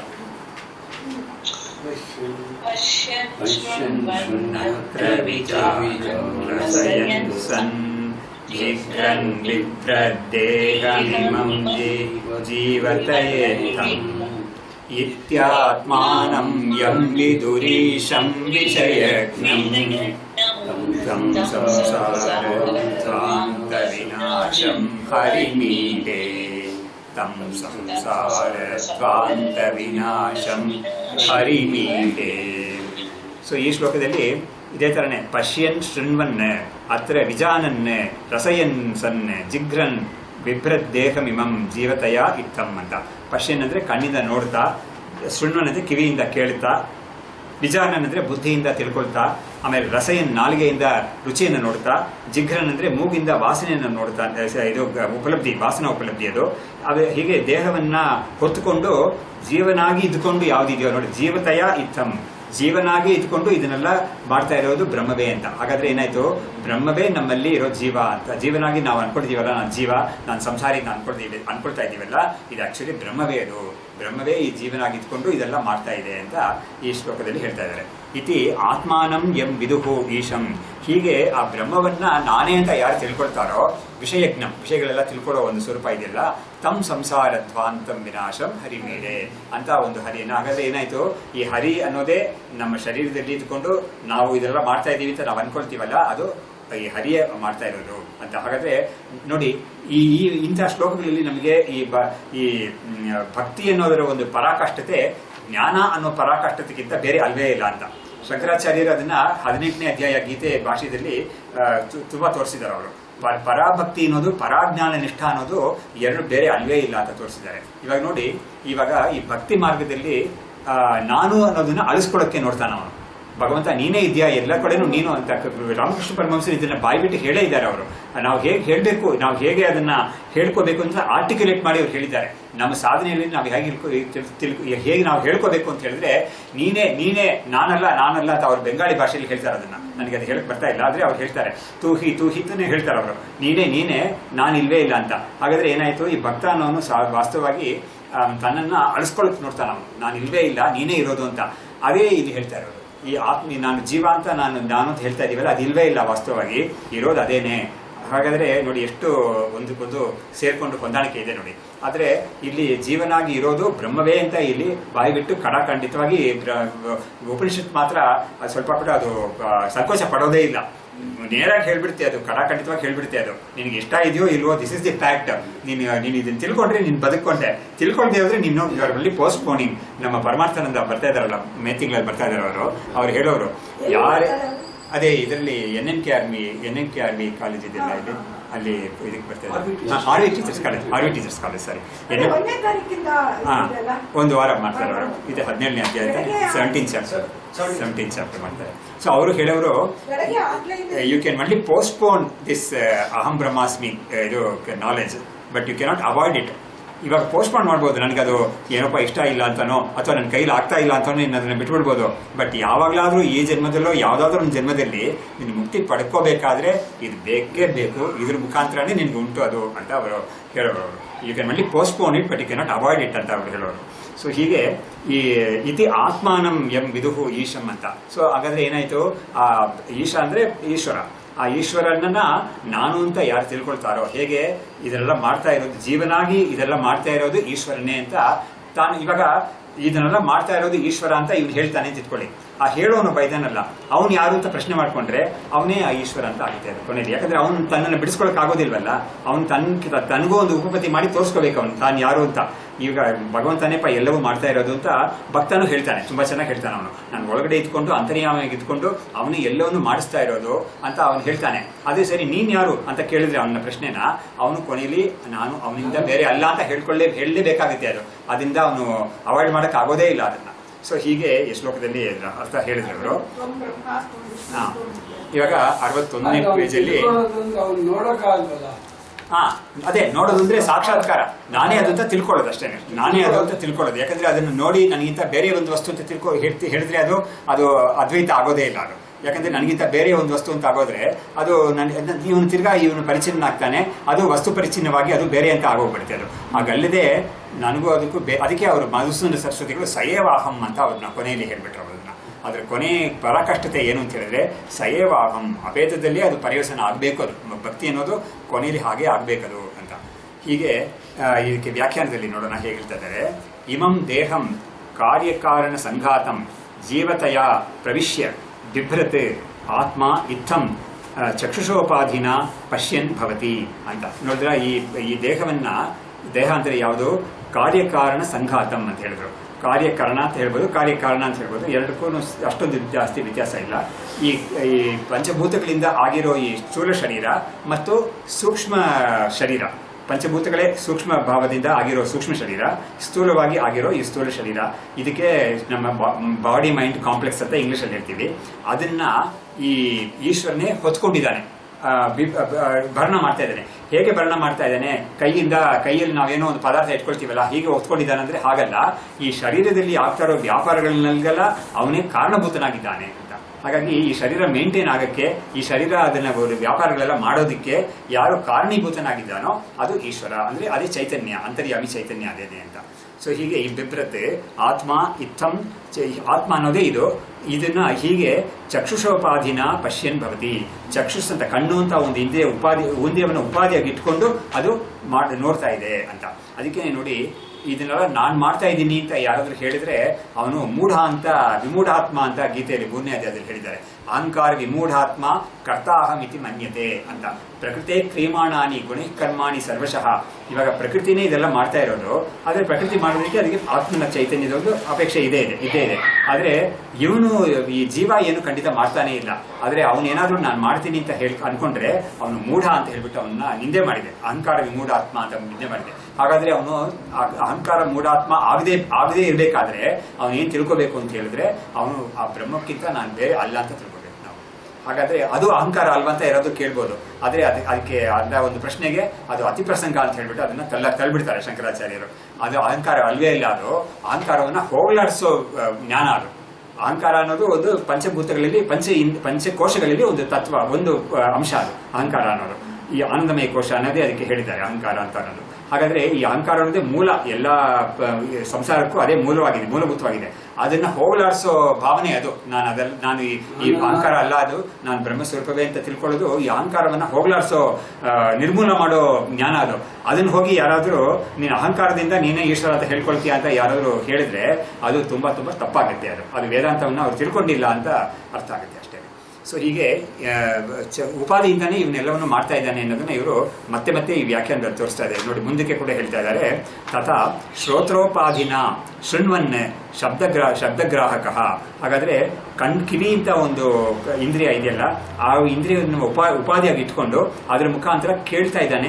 ಕೇಳೋ ಒಂದು ಕರ್ಮ ನಡೀತಾ ಇದೆಯಲ್ಲ, ಅದು ಈ ಒಂದು ಆತ್ಮನಿಗೆ ನಡೀತಾ ಇದೆ. ಈ ಆತ್ಮನೇ ಅದನ್ನ ಮಾಡ್ತಾ ಇದ್ದಾನೆ ಅಂತ. ಆಕ್ಚುಲಿ ಅಲ್ಲೆಲ್ಲ ಕೂಡ ಈ ಆತ್ಮ ನಿಜವಾಗ್ಲೂ ಏನೋ ಮಾಡ್ತಾ ಇದ್ದಾನೆ ಅಂತ ಅಲ್ಲ. ಇವಾಗ ನೋಡಿ, ಒಬ್ಬ ಕೊಡಲಿ ಇಟ್ಕೊಂಡು ಒಂದು ಮರವನ್ನ ಕಡಿತಾ ಇದ್ದಾನೆ ಅಂತ ಹೇಳಿದಾಗ ಇವನು ಕೈಯಿಂದ ಎತ್ತಿ ಆ ಕೊಡಲಿಯನ್ನು ಇಟ್ಕೊಂಡು ಕಡಿಬೇಕು. ಆದ್ರೆ ಬ್ರಹ್ಮ ಆತರ ಇಲ್ವೇ ಇಲ್ಲ. ಯಾಕಂದ್ರೆ ಬ್ರಹ್ಮಕ್ಕೆ ನಿಜವಾಗ್ಲೂ ಕೈ ಕಾಲು ಕರ್ಣಗಳು ಇಲ್ವೇ ಇಲ್ಲ. ಅದಕ್ಕೆ ಅದು ಇಂದ್ರಿಯಗಳೆಲ್ಲ ಇಲ್ದೇ ಇರೋ ಒಂದು ವಸ್ತು. ಹಾಗಾದ್ರೆ ಬ್ರಹ್ಮವೇ ಇದೆಲ್ಲ ಮಾಡ್ತಾ ಇದೆ ಅಂತ ನಾವು ಯಾವ ತರ ಅರ್ಥ ಮಾಡ್ಕೋಬೇಕು ಅಂತ ಹೇಳಿದ್ರೆ, ಬ್ರಹ್ಮದ ಸಾನ್ನಿಧ್ಯದಲ್ಲಿ ಈ ಇಂದ್ರಿಯಗಳೆಲ್ಲ ಕೆಲಸ ಮಾಡುತ್ತೆ ಅಂತ. ಸೊ ಇಂದ್ರಿಯಗಳಿಗೆಲ್ಲ ತಾನಾಗಿ ಕೆಲಸ ಮಾಡಕ್ಕೆ ಸಾಮರ್ಥ್ಯ ಇಲ್ಲ.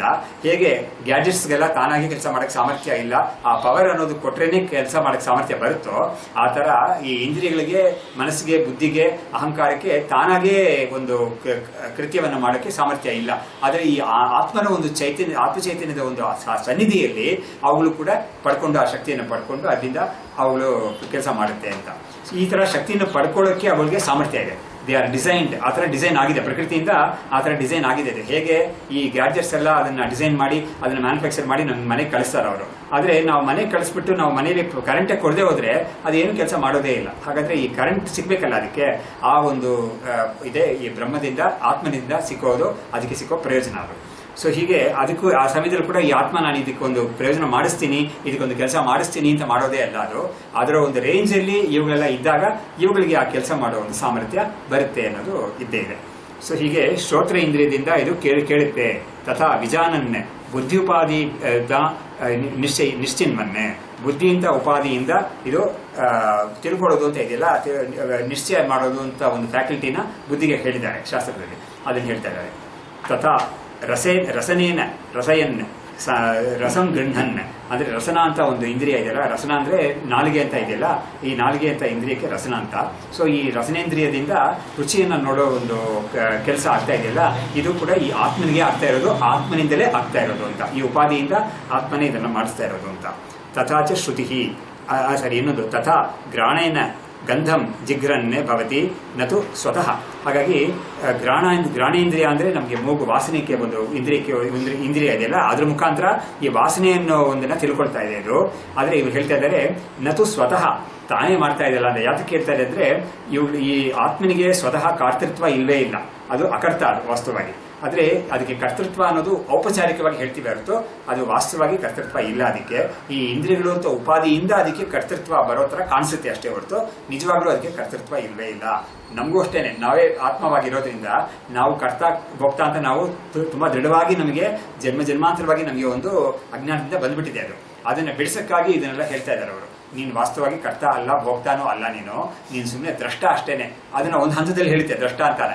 ಅದನ್ನು ಕೂಡ ಮೀರಿ ಹೇಳುವಾಗ ಆ ದ್ರಷ್ಟೃತ್ವ ಅನ್ನೋ ಒಂದು, ಸಾಕ್ಷಿತ್ವ ಅನ್ನೋ ಒಂದು ಆಟ್ರಿಬ್ಯೂಟ್ ಕೂಡ ನಿನಗೆ ಹೇಳೋದು ಸಾಧ್ಯವಿಲ್ಲ ಅನ್ನೋದನ್ನ ಇದರಲ್ಲಿ ಹೇಳಿದ್ದಾರೆ. ಯಾವುದು ಅದ್ವೈತ ಮಕರಂದ ಅನ್ನೋ ಶ್ಲೋಕದಲ್ಲಿ, ಅದರಲ್ಲಿ ಆ ಒಂದು ಶ್ಲೋಕದಲ್ಲಿ ಹೇಳಿದ್ದಾರೆ. ಚೈತ್ಯೋಪರಾಗ ರೂಪಾಮೇ ಸಾಕ್ಷಿತಾಪಿ ನ ತಾತ್ವಿಕಿ ಅಂತ ಒಂದು ಶ್ಲೋಕದಲ್ಲಿ ಅದನ್ನು ಹೇಳಿದ್ದಾರೆ. ಎನಿವೆ ಇಲ್ಲಿ ಇದಕ್ಕೊಂದು ಶ್ರುತಿ ಪ್ರಮಾಣ ಹೇಳ್ತಾ ಇದ್ದಾರೆ. ಆತ್ಮೇಂದ್ರಿಯ ಮನೋಯುಕ್ತಂ ಭೋಕ್ತೇತ್ಯಾಹುರ್ ಮನೀಷಿನಃ ಅಂತ ಹೇಳ್ಬಿಟ್ಟು ಈ ಕಠೋಪನಿಷತ್ ಎಲ್ಲ ಒಂದು ಶ್ರುತಿ ವಾಕ್ಯವನ್ನ ತೋರಿಸಿ ಹೇಳ್ತಾ ಇದ್ದಾರೆ. ಅಲ್ಲಿ ಕಠೋಪನಿಷತ್ತಲ್ಲಿ ಒಂದು ರಥ ಕಲ್ಪನೆ ಒಂದು ಮಾಡುತ್ತೆ. ರಥ ಅಂತ ಇದ್ದಾಗ ರಥಕ್ಕೆ ಒಂದು ಸ್ವಾಮಿ, ರಥಸ್ವಾಮಿ ಒಬ್ಬ ಇರ್ತಾನೆ.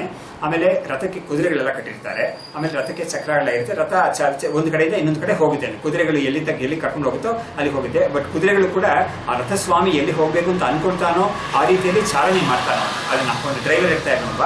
ಸೊ ಹಾಗಾಗಿ ಒಬ್ಬ ರಥಸ್ವಾಮಿ ಅಂತ ಹೇಳಿದಾಗ ನಮ್ಗೆ ಇವಾಗ ಕಾರ್ ಓನರ್ ಒಬ್ಬ ಇದ್ದಾನೆ, ಅವನೊಬ್ಬ ಡ್ರೈವರ್ ಇಟ್ಕೊಂಡಿದ್ದಾನೆ ಅಂತ ಇಟ್ಕೊಳ್ಳೋಣ. ಆ ತರ ಒಂದು ಕಲ್ಪನೆ ಅಲ್ಲಿ ರಥಕ್ಕೆ ಮಾಡಿದೆ ಅದು. ಸೊ ಆತರ ಹೇಳುವಾಗ ಆ ಆತ್ಮಾನಂ ರತಿನಂ ವಿದ್ಯೆ ಶರೀರಂ ರಥಮೇವತ್ತು ಅಂತ ಒಂದು ಶ್ಲೋಕ ಇದೆ ಅಲ್ಲಿ. ಸೊ ಈ ಒಂದು ಮಂತ್ರ ಇದೆ. ಅಲ್ಲಿ ಬರೋ ಒಂದು ಇನ್ನೊಂದು ಯಾವುದು ಅಂದ್ರೆ ಆತ್ಮೇಂದ್ರಿಯ ಮನೋಯುಕ್ತಂ ಭೋಕ್ತೇತ್ಯಾಹುರ್ ಮನೀಷಿನಃ ಅಂತ. ಅಂದ್ರೆ ಈ ಭೋಕ್ತಾ ಅಂತ ಅಂತ ಹೇಳ್ತೇವಿಲ್ಲ ನಾವು, ಕರ್ತ ಭೋಕ್ತ ಅಂತ. ಈ ಭೋಕ್ತ ಅನ್ನೋದಕ್ಕೆ ಒಂದು ಡೆಫಿನೇಷನ್ ಕೊಡುತ್ತೆ ಅಲ್ಲಿ. ಅದೇನು ಹೇಳ್ತೆ ಅಂದ್ರೆ ಆತ್ಮ, ಇಂದ್ರಿಯ, ಮನಸ್ಸು ಇದನ್ನೆಲ್ಲ ಇದು ಮೂರು ಸೇರ್ಕೊಂಡಿರೋ ಒಂದು ಕೂಡ್ಕೊಂಡಿರೋ ಒಂದು ಇದೆಯಲ್ಲ ಒಂದು ಗ್ರೂಪ್, ಅದರಲ್ಲಿ ಸೇರ್ಕೊಂಡಿರೋದಕ್ಕೆ ಭೋಕ್ತ ಅಂತ ಹೆಸರು ಅಂತ. ಅದರಲ್ಲಿ ಆತ್ಮ ಅಂದ್ರೆ ನಾವು ಈ ಶುದ್ಧ ಆತ್ಮ ತಗೋಬಾರ್ದು. ಅಲ್ಲಿ ಶಂಕರಾಚಾರ್ಯರು ಭಾಷೆಯಲ್ಲಿ ಶರೀರ ಅಂತಾನೆ ಅರ್ಥ ಮಾಡಿದ್ದಾರೆ. ಆತ್ಮ ಅನ್ನೋದಕ್ಕೆ ಶರೀರ ಅಂತಾನೆ ಅರ್ಥ ಮಾಡಿದ್ದಾರೆ ಎಷ್ಟೋ ಕಡೆ, ಅಲ್ಲಿ ಬರುತ್ತೆ.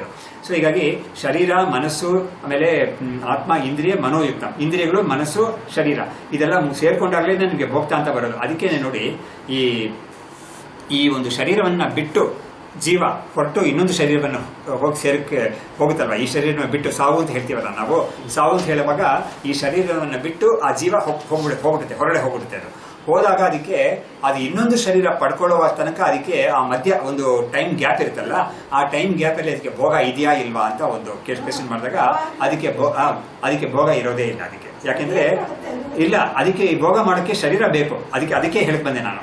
ಭೋಗ ಮಾಡಬೇಕು ಅಂತ ಹೇಳಿದ್ರೆ ಅದು ಅದರ ಒಂದು ಸೂಕ್ಷ್ಮ ರೂಪದಲ್ಲಿ ಇರುತ್ತೆ. ಅದು ಖಂಡಿತ ಒಂದು ವಸ್ತು ಇರುತ್ತೆ. ಅದಕ್ಕೇನೆ ನೋಡಿ ಆ ಶರೀರ, ಆ ಜೀವ, ಅದಕ್ಕೆ ಜೀವ ಅಂತ ಹೇಳೋದು. ಸೂಕ್ಷ್ಮ ಶರೀರ ಅಂತ ಇದ್ದೀವಲ್ಲ, ಅದಕ್ಕೆ ಜೀವ ಅಂತ ಹೆಸರು. ಆ ಜೀವ ಈ ಶರೀರವನ್ನ ಬಿಟ್ಟು ಹೋದಾಗ ಅದು ಇನ್ನೊಂದು ಶರೀರವನ್ನು ಪಡ್ಕೋ ತನಕ ಅದಕ್ಕೆ ಅದರ ಒಂದು ಸ್ಥಿತಿ ಹೇಗಿರುತ್ತೆ ಅಂತ ಹೇಳಿದ್ರೆ ಭಗವತ್ಪಾದರು ಹೇಳ್ತಾರೆ, ಅದನ್ನ ಕೊಂಡು ಒಯ್ಯಕ್ಕೆ ಒಬ್ಬ ದೇವತೆಗಳು ಕೆಲವರು ಇದ್ದಾರೆ. ಅದಕ್ಕೆ ಅಂತ ನೇಮನ ಮಾಡಿರೋ ದೇವತೆಗಳಿದ್ದಾರೆ. ಅವರುಗಳು ಇದನ್ನ ಕೊಂಡೊಯ್ತಾರೆ. ಒಂದು ಕೊರಿಯರ್ ತರ ಇದನ್ನ ತಗೊಂಡು ಹೋಗ್ತಾರೆ. ಯಾಕಂದ್ರೆ ಈ ಜೀವಕ್ಕೆ ಆ ಸಮಯದಲ್ಲಿ ನಾವು ಇಲ್ಲಿಗೆ ಹೋಗೋಣ ಅಲ್ಲಿಗೆ ಹೋಗೋಣ ಅಂತ ಹೇಳಿ ಮಾಡಕ್ಕೆ ಸಾಮರ್ಥ್ಯ ಇರೋದಿಲ್ಲ, ಸ್ವತಂತ್ರನೂ ಇರೋದಿಲ್ಲ. ಅದೊಂದು ಮೂರ್ಛೆ ಆಗಿರೋ ಒಂದು ವ್ಯಕ್ತಿಯನ್ನ ನಾವು ಹೇಗೆ ಒಂದ್ ಕಡೆಯಿಂದ ಇನ್ನೊಂದು ಕಡೆಗೆ ಸ್ಟ್ರೆಚರ್ ಹಾಕಿ ಕರ್ಕೊಂಡು ಹೋಗ್ತಾರೋ, ಅದೇ ತರನೇ ಇದು ಮೂರ್ಛೆ ಆಗಿರೋ ಒಂದು ವ್ಯಕ್ತಿ ತರ ಆಗೋಗಿರುತ್ತೆ ಈ ಜೀವ. ಆ ಸಮಯದಲ್ಲಿ ಅದಕ್ಕೆ ಭೋಗಾನೂ ಇಲ್ಲ, ಏನೂ ಇಲ್ವೇ ಇಲ್ಲ. ಅದಕ್ಕೆ ಅದು ಇನ್ನೊಂದು ಲೋಕವನ್ನ ಪಡ್ಕೊಂಡು ಹೋಗಿ ಸೇರಿ ಅಲ್ಲಿ ಆ ಲೋಕದಲ್ಲಿರೋ ಅನುಭವನ್ನ ಪಡ್ಕೊಳ್ಳಕ್ಕೆ ಒಂದು ಶರೀರ ಅದಕ್ಕೆ ಅಂತ ಒಂದು ನಿರ್ಮಾಣ ಆಗುತ್ತೆ. ಆ ಶರೀರವನ್ನು ಪಡ್ಕೊಂಡ ಮೇಲೇನೆ ಅದಕ್ಕೆ ಭೋಕ್ತ ಅಂತ ಅದಾಗುತ್ತೆ. ಅಲ್ಲಿವರೆಗೂ ಅದು ಭೋಕ್ತ ಆಗಿರೋದಿಲ್ಲ. ಈ ಶರೀರವನ್ನು ಬಿಟ್ಟ ಮೇಲೆ ಇನ್ನೊಂದು ಶರೀರನ ಪಡ್ಕೊಳ್ಳೋ ಮಧ್ಯದಲ್ಲಿ ಅದಕ್ಕೆ ಭೋಕ್ತೃತ್ವ ಇರೋದಿಲ್ಲ. ಯಾಕಂದ್ರೆ ಶರೀರ ಇದ್ರೇನೆ ಭೋಗ ಮಾಡಕ್ಕಾಗೋದು. ಒಳಗಡೆ ಸೂಕ್ಷ್ಮ ಶರೀರ ಮಾತ್ರ ಇದ್ರೆ ಭೋಗ ಅನ್ನೋದು ನಡೆಯೋದೇ ಇಲ್ಲ. ಅದಕ್ಕೆ ಖಂಡಿತ ಈ ಪ್ರಾಣ, ಶರೀರ ಅದೆಲ್ಲ ಸೇರ್ಕೊಂಡಿರೋ ಒಂದು ಫುಲ್ ಆಗಿ ಇರೋ ಒಂದು ವ್ಯಕ್ತಿ ಬೇಕು. ಅದಕ್ಕೆ ಇದ್ರೇನೆ ಅದಕ್ಕೆ ಭೋಗ ಅನ್ನೋದಾಗುತ್ತೆ. ಅದಕ್ಕೆ ಹೇಳ್ತಾ ಇದ್ದಾರೆ ಇವರು, ಆತ್ಮೇಂದ್ರಿಯ ಮನೋಯುಕ್ತಂ ಭೋಕ್ತೇತ್ಯಾಹುರ್ ಮನೀಷಿನಃ ಅಂತ ಹೇಳುವಾಗ ಶರೀರ ಇರಬೇಕು, ಇಂದ್ರಿಯಗಳಿರಬೇಕು, ಮನಸ್ಸಿರಬೇಕು. ಇವುಗಳೆಲ್ಲ ಸೇರ್ಕೊಂಡಾಗ್ಲೇನೆ ಭೋಕ್ತ ಅಂತ ಅವನಿಗೆ ಹೇಳಕ್ಕಾಗುತ್ತೆ ಅಂತ. ಇದಕ್ಕೆ ಇವರೇ ಒಂದು ಅರ್ಥ ಕೊಡ್ತಾ ಇದ್ದಾರೆ. ಆತ್ಮಶಬ್ದೇನ ಬುದ್ಧಿ ಉಚ್ಯತೆ. ಶಂಕರಾಚಾರ್ಯರು ಯದ್ಯಪಿ ಆತ್ಮ ಅನ್ನೋದಕ್ಕೆ ಶರೀರ ಅಂತ ಹೇಳಿದ್ದಾರೆ, ಬಟ್ ಇವರು ಸ್ವಲ್ಪ ವ್ಯತ್ಯಾಸವಾಗಿ ಹೇಳ್ತಾ ಇದ್ದಾರೆ. ಹೇಳಿದ್ರು ಇವರು ಅದ್ವೈತವನ್ನು ಹೇಳ್ತಾ ಇಲ್ಲ ಅಂತ ನಾವೇನು ಭಾವಿಸಬಾರ್ದು. ಸ್ವಲ್ಪ ವಿವರಣೆ ಅದರಲ್ಲಿ ಒಂದು ಡಿಫರೆನ್ಸಸ್ ಇರುತ್ತೆ. ಒಂದೊಂದು ವ್ಯಾಖ್ಯಾತಗೂ ಒಂದು ಲೈಸೆನ್ಸ್ ಇರುತ್ತೆ ಅವರಿಗೆ, ಅವರಿಗೆ ಮಾಡೋ ಒಂದು ಅಧಿಕಾರ ಇರುತ್ತೆ ಅವರಿಗೆ. ಅವ್ರು ಏನ್ ಹೇಳಕ್ ಬರ್ತಾರೋ ಅದನ್ನ ಶಾಸ್ತ್ರಕ್ಕೆ, ಮೂಲಭೂತವಾಗಿ ಶಾಸ್ತ್ರಕ್ಕೆ ಒಂದು ವಿರೋಧ ಬರದೇ ಇರೋ ತರ ಅರ್ಥ ಮಾಡಕ್ಕೆ ಅವ್ರಿಗೊಂದು ಸಾಮರ್ಥ್ಯ ಇರುತ್ತೆ ಅವರಿಗೆ. ಹಾಗಾಗಿ ಅವರಿಗೆ ಸ್ವಾತಂತ್ರ್ಯ ಇರುತ್ತೆ ಅವರಿಗೆ. ಅದಕ್ಕೆ ಇವರು ಹೇಳ್ತಾ ಇದ್ದಾರೆ, ಆತ್ಮಶಬ್ದೇನ ಬುದ್ಧಿ ಉಚ್ಯತೆ ಬುದ್ಧಿಯಾದಿ ಉಪಾಧಿ ಯುಕ್ತಂ ಆತ್ಮಾನಂ ಕರ್ತ ಭೋಕ್ತ ಇತ್ಯಾಗು. ಹಾಗಾದ್ರೆ ಕರ್ತ ಭೋಕ್ತ ಅಂತ ಯಾರನ್ನು ಹೇಳ್ತೀವಿ ಅಂತ ಹೇಳಿದ್ರೆ, ಬುದ್ಧಿ, ಇಂದ್ರಿಯಗಳು, ಶರೀರ ಇದೆಲ್ಲ ಇದ್ದವನಿಗೆ ನಾವು ಕರ್ತ ಅಂತ ಹೇಳ್ತೀವಿ ಅಂತ, ಭೋಕ್ತ ಅಂತ, ಕರ್ತ ಭೋಕ್ತ ಹೇಳ್ತೀವಿ ಅಂತ. ಆಮೇಲೆ ಅಥವಾ ಇವರೇ ಇನ್ನೊಂದು ಅರ್ಥ ಕೊಡ್ತಾ ಇದ್ದಾರೆ, ಆತ್ಮ ಜೀವ ಇಂದ್ರಿಯ ಮನೋಯುಕ್ತಂ ಪ್ರಥಮಾರ್ಥೆ ದ್ವಿತೀಯ ಛಾಂದಸಿ ಇಂದ್ರಿಯಾದಿ ಯುಕ್ತ ಸನ್ನ ಭೋಕ್ತಾ ಇತಿ. ಹಾಗಾಗಿ ಇವ್ರೇನ್ ಮಾಡ್ತಾರೆ, ಆತ್ಮ ಅನ್ನೋ ಶಬ್ದಕ್ಕೆ ಮೊದಲು ಬುದ್ಧಿ ಅಂತ ಅರ್ಥ ಮಾಡಿದ್ರು, ಇನ್ನೊಂದ್ಸತಿ ಏನ್ ಮಾಡ್ತಾ ಇದ್ದಾರೆ ಅಥವಾ ಜೀವ ಅಂತ ಅರ್ಥ ಮಾಡ್ತಾ ಇದ್ದಾರೆ. ಜೀವ ಅಂತ ಯಾವ್ದನ್ನ ಹೇಳ್ತೀವೋ ಆ ಜೀವ ಅನ್ನೋನು ಕೂಡ ವಾಸ್ತವವಾಗಿ ಯಾರನ್ನ ಹೇಳ್ತೀವಿ ಅಂತ ಹೇಳಿದ್ರೆ, ಈ ಬುದ್ಧಿ, ಮನಸ್ಸು, ಇಂದ್ರಿಯಗಳು ಇವುಗಳಲ್ಲಿ ನಾನು ಅಂತ ಬುದ್ಧಿ ಇಟ್ಕೊಂಡಿರ್ತಾನಲ್ಲ ಚೈತನ್ಯ, ಅದಕ್ಕೆ ಜೀವ ಅಂತ ಹೇಳೋದು. ಶುದ್ಧ ಆತ್ಮಗೆ ಜೀವ ಅಂತ ಹೇಳಕ್ ಆಗೋದೇ ಇಲ್ಲ, ಬರೋದೇ ಇಲ್ಲ. ಯಾರನ್ನ ಜೀವ ಅಂತ ಹೇಳ್ತೀವೋ ಅದು ಚೈತನ್ಯ, ಖಂಡಿತ ಅದರಲ್ಲಿ ಒಂದು ಅಂಶ ಇದೆ. ಆ ಚೈತನ್ಯವಾಗಿರೋ ಒಂದು ವ್ಯಕ್ತಿ ತನ್ನನ್ನ ಈ ಶರೀರ, ಇಂದ್ರಿಯಗಳು, ಮನಸ್ಸು ಎಲ್ಲ ತನಗಿದೆ ಅಂತ ಯಾರು ಭಾವಿಸ್ತಾನೋ ಅವನಿಗೆ ಜೀವ ಅಂತ ಹೆಸರು ಅಂತ. ಇದಕ್ಕೆ ಪ್ರಮಾತೃ ಅಂತ ಇನ್ನೊಂದು ಹೆಸರಿದೆ, ಕರ್ತ ಅಂತ ಇನ್ನೊಂದು ಹೆಸರಿದೆ, ಜೀವ ಅಂತ ಇನ್ನೊಂದು ಹೆಸರಿದೆ, ಹೀಗೆ ಭೋಕ್ತ ಅಂತ ಇನ್ನೊಂದು ಹೆಸರು. ಹೀಗೆ ಅವನ್ನ ಬೇರೆ ಬೇರೆ ರೀತಿಯಲ್ಲಿ ಕರೀತಾರೆ. ಆದ್ರೆ ಆ ಜೀವ ಅಂತ ಆಗ್ಬೇಕಾದ್ರೆ ಅವನಿಗೆ ಖಂಡಿತ ಆ ವ್ಯಕ್ತಿಗೆ ನೋಡಿ ನಾನು ಅಂತ ಒಂದು ಬುದ್ಧಿ ಇರ್ಬೇಕು ಅವನಿಗೆ. ಆಮೇಲೆ ಬುದ್ಧಿ, ಮನಸ್ಸು, ಇಂದ್ರಿಯಗಳೆಲ್ಲ ನನ್ನ ಹತ್ರ ಇದೆ, ನಾನು ಇವುಗಳನ್ನ ಇಟ್ಕೊಂಡು ಏನೇನೋ ಮಾಡಬಲ್ಲೆ, ನಾನು ಏನೇನೋ ಭೋಗವನ್ನು ಅನುಭವಿಸಬಲ್ಲೆ ನಾನು ಅಂತ ಒಂದು ಬುದ್ಧಿ ಇಟ್ಕೊಂಡು ಮಾಡ್ತಾನಲ್ಲ ಅವನನ್ನೇ ಜೀವ ಅಂತ ನಾವು ಹೇಳೋದು. ಸೊ ಹೀಗೆ ಜೀವ ಅಥವಾ ಜೀವ ಇಂದ್ರಿಯ ಮನೋಯುಕ್ತಂ ಅಂತ. ಹೀಗಾಗಿ ಜೀವ, ಇಂದ್ರಿಯಗಳು, ಮನಸ್ಸು ಎಲ್ಲ ಸೇರ್ಕೊಂಡಿರೋ ಒಂದು ಜೀವನಿಗೆ ನಾವು ಕರ್ತ ಭೋಕ್ತ ಅಂತ ಹೇಳ್ತೀವಿ ಅಂತ ಹೇಳಿದ್ರು. ಏವಂ ವಿಷಯಜ್ಞಂ ಆತ್ಮಾನಂ ಯಂ ಈಶಂ ಏವ ವಿದುಃ ಸ್ವೇನ ವಾಸ್ತವರೂಪೇಣ ತಮ್ಮಿತ್ಯರ್ಥಃ. ಹೀಗಿರುವ ಒಂದು ವಿಷಯಜ್ಞಂ ಆತ್ಮಾನಂ ಅಂದರೆ ಈ ವಿಷಯಗಳೆಲ್ಲ ತಿಳ್ಕೊಳ್ಳೋ ಒಂದು ಆತ್ಮಚೈತನ್ಯ ನಾವಿದೀವಲ್ಲ, ನಮ್ಮ ಸ್ವರೂಪ, ಅದನ್ನೇ ಈ ಬ್ರಹ್ಮಸ್ವರೂಪಕ್ಕಿಂತ ನಾನು ಬೇರೆ ಅಲ್ಲ ಅಂತ ಯಾರು ತಿಳ್ಕೊಳ್ತಾರೋ ಅಂತ ಅವ್ರನ್ನ ಹೇಳ್ತಾ ಇದ್ದಾರೆ. ಸೊ ಹಾಗಾಗಿ ಆ ಈಶ್ವರ ಸ್ವರೂಪ ಅನ್ನೋದು ಈ ಜೀವ ಸ್ವರೂಪಕ್ಕಿಂತ ಬೇರೆ ಅಲ್ಲ ಅಂತ ಯಾರು ತಿಳ್ಕೊಳ್ತಾರೋ ಅಂತ ಒಂದು ಯಾವ ಈಶ್ವರನನ್ನ ಹೀಗೆ ತಿಳ್ಕೊಳ್ತಾರೋ, ನನ್ನ ಆತ್ಮಕ್ಕಿಂತ ಬೇರೆ ಇಲ್ಲ ಅಂತ ಆ ಈಶ್ವರನಾಗಿರೋ ಹರಿಯನ್ನು ನಾನು ಇಲ್ಲಿ ವಂದಿಸ್ತೀನಿ ಅಂತ ಹೇಳಿ ಇವರು ಹೇಳ್ತಾರೆ. ಈ ಶ್ಲೋಕ ಇಲ್ಲಿಗೆ ಮುಗಿಯಿತು. ಈ ಶ್ಲೋಕ ಒಂದು ಸತಿ ಹೇಳ್ಬಿಟ್ಟು ನಾವು ಮುಂದಕ್ಕೆ ಹೋಗೋಣ.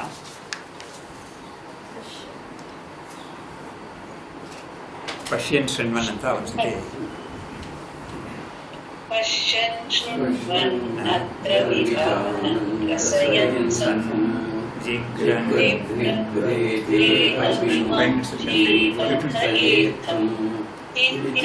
ಮಾನಂ ವಿಷಯಜ್ಞಂ तं संसारस्वान्तविनाशं हरिः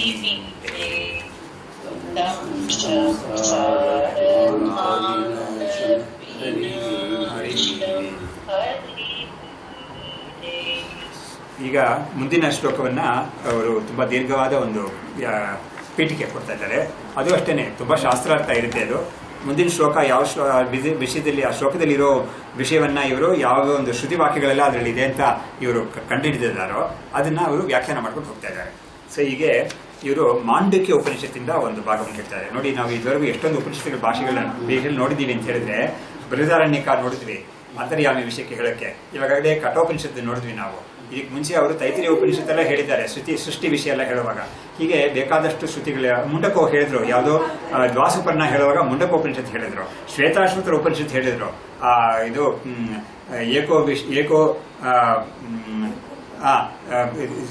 ಸರ್ವಭೂತೇಶು ಗೂಢ ಅಂತ ಹೇಳುವಾಗ ಆ ಮಂತ್ರಕ್ಕೆ ಶ್ವೇತಾಶ್ವತರ ಉಪನಿಷತ್ತನ್ನ ತುಂಬಾ ದೀರ್ಘವಾಗಿ ವ್ಯಾಖ್ಯಾನ ಮಾಡಿದ್ರು. ಈಗ ಬೇರೆ ಬೇರೆ ಉಪನಿಷತ್ತುಗಳ ಪರಿಚಯ ನಮ್ಗೆ ಆಗ್ತಾ ಇದೆ. ಯಾಕಂದ್ರೆ ಈ ಇಡೀ ಶ್ಲೋಕಗಳು, ಇದು ಪೂರ್ತಿ ಈ ಗ್ರಂಥದಲ್ಲಿರೋ ಶ್ಲೋಕಗಳು ಅಷ್ಟರಲ್ಲೂ ಕೂಡ ಉಪನಿಷತ್ತುಗಳನ್ನ ಬೇಸ್ ಮಾಡಿಕೊಂಡೇ ಬಂದಿರೋದ್ರಿಂದ ನಮಗೆ ತುಂಬಾ ನಮಗೆ ಅದು ಪ್ರಯೋಜನವಾಗುತ್ತೆ. ಇದನ್ನ ನಮಗೆ ಸಾಮಾನ್ಯ ಜನಗಳಿಗೆ ಇದನ್ನ ಎತ್ತಿ ತೋರಿಸಿದ್ದು ನಮ್ಮ ಎಡತಲೆ ಗುರುಗಳು ಶಂಕರ ಭಾರತಿ ಸ್ವಾಮಿಗಳೇ ಅದನ್ನ ಮಾಡಿದ್ದು. ಹಾಗಾಗಿ ಅವರು ಇದನ್ನ ತುಂಬಾ ಎಷ್ಟು ಮುಖ್ಯವಾಗಿದೆ ಅಂತ. ಹೌದು. ಆಮೇಲೆ ಅದಕ್ಕೆ ಅರ್ಥಗಳನ್ನ ಸ್ವಲ್ಪ ಹೇಳ್ಕೊಂಡ್ಬಂದು ಅದರಲ್ಲಿ ಆಳವಾಗಿ ನಾವು ಹೋಗ್ಬೇಕು ಅಂತ ಅವರಿಗೆ ಉದ್ದೇಶ. ಅದೇ ಶಂಕರಾಚಾರ್ಯರ ಉದ್ದೇಶ ಕೂಡ ಅದೇನೆ. ನೋಡಿ, ಸ್ತುತಿ ರೂಪವಾಗಿ ಹೇಳಿದಾಗ ಸ್ತುತಿ ಹೇಳಕ್ಕೆ ತುಂಬಾ ಜನಕ್ಕೆ ಇಷ್ಟ ಇರುತ್ತೆ. ನಿನಗೆ ತತ್ವ ಹೇಳ್ತೀನಿ ಬಾ ಅಂತ ಹೇಳಿದ್ರೆ ಯಾರು ಬರೋದೇ ಇಲ್ಲ. ಅದಕ್ಕೆ ಏನೋ ತುಂಬಾ ಡ್ರೈ ಲಾಜಿಕ್, ಅದು ನಮ್ಗೆ ಇಷ್ಟನೇ ಆಗೋದಿಲ್ಲ ಅಂತ. ಅದರಲ್ಲೇ ಒಂದು ಸ್ತುತಿ, ಅದರಲ್ಲಿ ವರ್ಣನೆ ಅಂತ ಏನಾದ್ರು ಇದ್ರೆ ಅದಕ್ಕೆ ನಾವು ಹೇಳ್ತೀವಿ, ಪರವಾಗಿಲ್ಲ, ನಮಗೆ ಶ್ಲೋಕವಾಗಿ ಹೇಳಕ್ಕೆ, ನಮಗೆ ರಾಗ ಹಾಕಿ ಹೇಳಕ್ಕೆ ನಮಗೆ ತುಂಬಾ ಆನಂದವಾಗಿರುತ್ತೆ ಅಂತ ಹೇಳ್ಬಿಟ್ಟು, ಆ ಆನಂದವಾದ್ರೂ ಪಡೀಲಿ, ಪರವಾಗಿಲ್ಲ, ಖಂಡಿತ, ಅದರಿಂದ ಮನಸ್ಸು ಶುದ್ಧಿ ಆಗುತ್ತೆ ಅಂತ ಹೇಳ್ಬಿಟ್ಟು ಅದ್ರ ಮುಖಾಂತರ ಒಂದು ಜಿಜ್ಞಾಸೆ ಉಂಟಾಗಿ ನಾವು ಇದರಲ್ಲಿ ಪ್ರವೇಶ ಮಾಡೋಣ ಅಂತ ಒಂದು ಬರುತ್ತೆ ಅಂತ. ನೋಡಿ, ಇದು ಎಷ್ಟು ಆಶ್ಚರ್ಯವಾಗಿರುತ್ತೆ ಅಂತ ಹೇಳಿದ್ರೆ, ಈ ಆಭಿಚಾರಿಕ ಕ್ರಿಯೆ ಅಂತ ಹೇಳ್ತಾರಲ್ಲ, ಒಬ್ಬರಿಗೆ ಕೆಟ್ಟದ್ದು ಮಾಡಬೇಕು ಅಂತ ಕ್ರಿಯೆಗಳಿಗೆಲ್ಲ ಕೂಡ ಮೂಲವಾಗಿ ಮಂತ್ರಗಳಿದೆ, ವೇದದಲ್ಲೇ ಮಂತ್ರಗಳಿದೆ. ಹಾಗಾಗಿ ಇನ್ನೊಬ್ಬನ ನನಗೆ ವಿರೋಧಿ ಒಬ್ಬ ಇದ್ದಾನೆ, ಶತ್ರು ಒಬ್ಬ ಇದ್ದಾನೆ, ಆ ಶತ್ರುವನ್ನ ನಾಶ ಮಾಡಬೇಕು ನನಗೆ ಅಂತ ಇದ್ರೆ ಅದಕ್ಕೆ ಕೆಲವು ಮಂತ್ರಗಳ ಪ್ರಯೋಗ ಎಲ್ಲ ಕೂಡ ಇದೆ. ಇದನ್ನೆಲ್ಲ ವೇದವೇ ಹೇಳ್ಕೊಡುತ್ತೆ. ಅದು ಹೇಗೆ ವೇದ ಇದನ್ನ, ಹೌದು, ವೇದದಲ್ಲೇ ಇರೋ ಮಂತ್ರ ಅದಲ್ಲ. ಹಾಗಾಗಿ ಶತ್ರುವನ್ನ ನಾಶ ಮಾಡೋದಕ್ಕೆ ವೇದ ಮಂತ್ರ ಇದೆ. ಇದನ್ನ ಇಟ್ಕೊಂಡು ಒಬ್ಬ ಆ ಪ್ರಯೋಜನವನ್ನು ಪಡಿತಾನೆ, ಅದು ಸುಳ್ಳು ಅಂತ ಅಲ್ಲ. ಆದ್ರೆ ವೇದದ ಉದ್ದೇಶ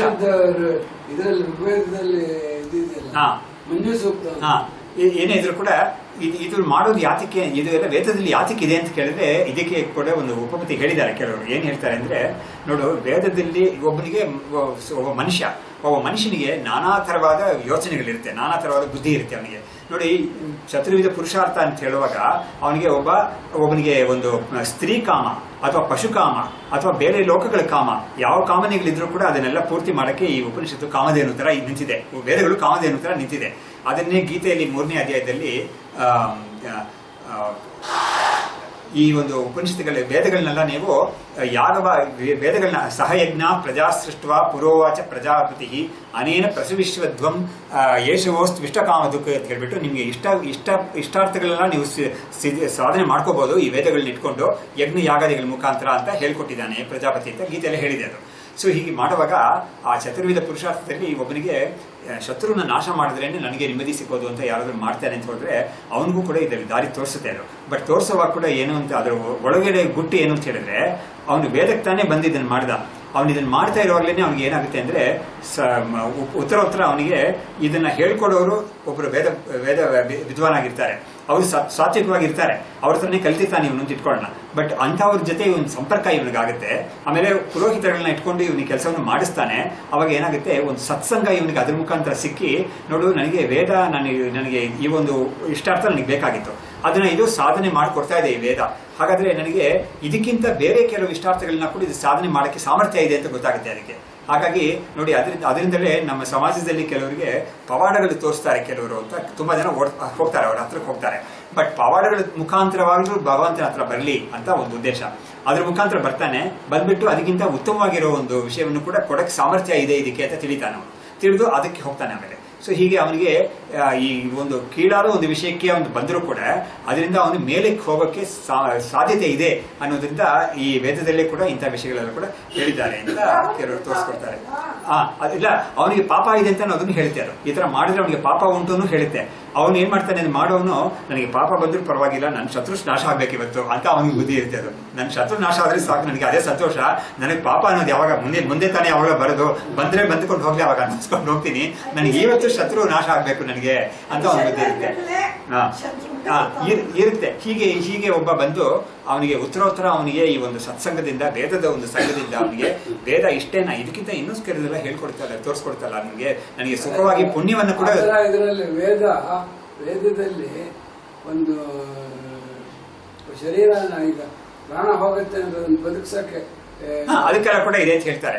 ಅದಕ್ಕೆಲ್ಲ ಏನೋ ಗರುಡ ಮಂತ್ರ ಅಂತೆಲ್ಲ ಹೇಳ್ತಾರೆ. ಅದು ಇದು ಇರ್ಲಿ ಪರವಾಗಿಲ್ಲ. ಇದ್ರೂ ಏನು ಹೇಳ್ಕೊಂಡ್ ಬಂದಿದ್ರೆ, ಇಂಥ ಒಂದು ಫಲವನ್ನ ಪಡ್ಕೊಂಡ್ರು ಕೂಡ ಅವನು ಈ ಫಲ ಕೊಡುತ್ತೆ ಇದು ಅಂತ ಅವನಿಗೆ ಖಾತ್ರಿ ಆಗುತ್ತೆ. ಅವಾಗ ಇದಕ್ಕಿಂತ ಬೇರೆ ಒಂದು ಫಲವನ್ನು ನಾನು ಕೇಳಿದ್ರೆ ಕೂಡ ಅದನ್ನು ಮಾಡುತ್ತೆ ಇದು ಅಂತ, ಕಾಮಧೇನು ತಾನೇ ಇದು ವೇದ ಅನ್ನೋದು, ಅದನ್ನು ಮಾಡುತ್ತೆ ಅಂತ ಗೊತ್ತಾಗುತ್ತೆ. ಅವಾಗ ಏನ್ ಮಾಡ್ತಾನೆ, ಅವನಿಗೆ ಉತ್ತರೋತ್ತರ ಅವನಿಗೇನೆ ಮನಸ್ಸು ಶುದ್ಧಿಯಾಗಿ ಅವನು ಇನ್ನೂ ಒಳ್ಳೆ ಫಲಗಳನ್ನ ಕೇಳಕ್ಕೆ, ಅವನು ವೇದದಿಂದನೇ ಪಡ್ಕೊಳ್ಳಕ್ಕೆ ಅವನು ಇದು ಉದ್ಯುಕ್ತನಾಗ್ತಾನೆ ಅವನು.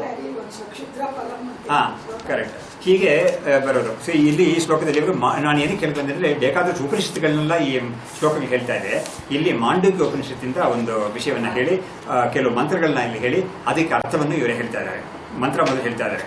ಸೋಯಮಾತ್ಮ ಚತುಷ್ಪಾತ್ ಜಾಗೃತ ಸ್ಥಾನೋ ಬಹಿಪ್ರಜ್ಞ ಸಪ್ತಾಂಗ ಏಕೋನವಿಂಶತಿ ಮುಖ ಸ್ಥೂಲ ಬುಕ್ ವೈಶ್ವಾನರ ಪ್ರಥಮ ಪಾದ ಸ್ವಪ್ನಸ್ಥಾನೋ ಅಂತಃಪ್ರಜ್ಞ ಸಪ್ತಾಂಗ ಏಕೋನವಿಂಶತಿ ಮುಖ ಪ್ರವಿಯುಕ್ತ ಬುಕ್ ತೈಜಸ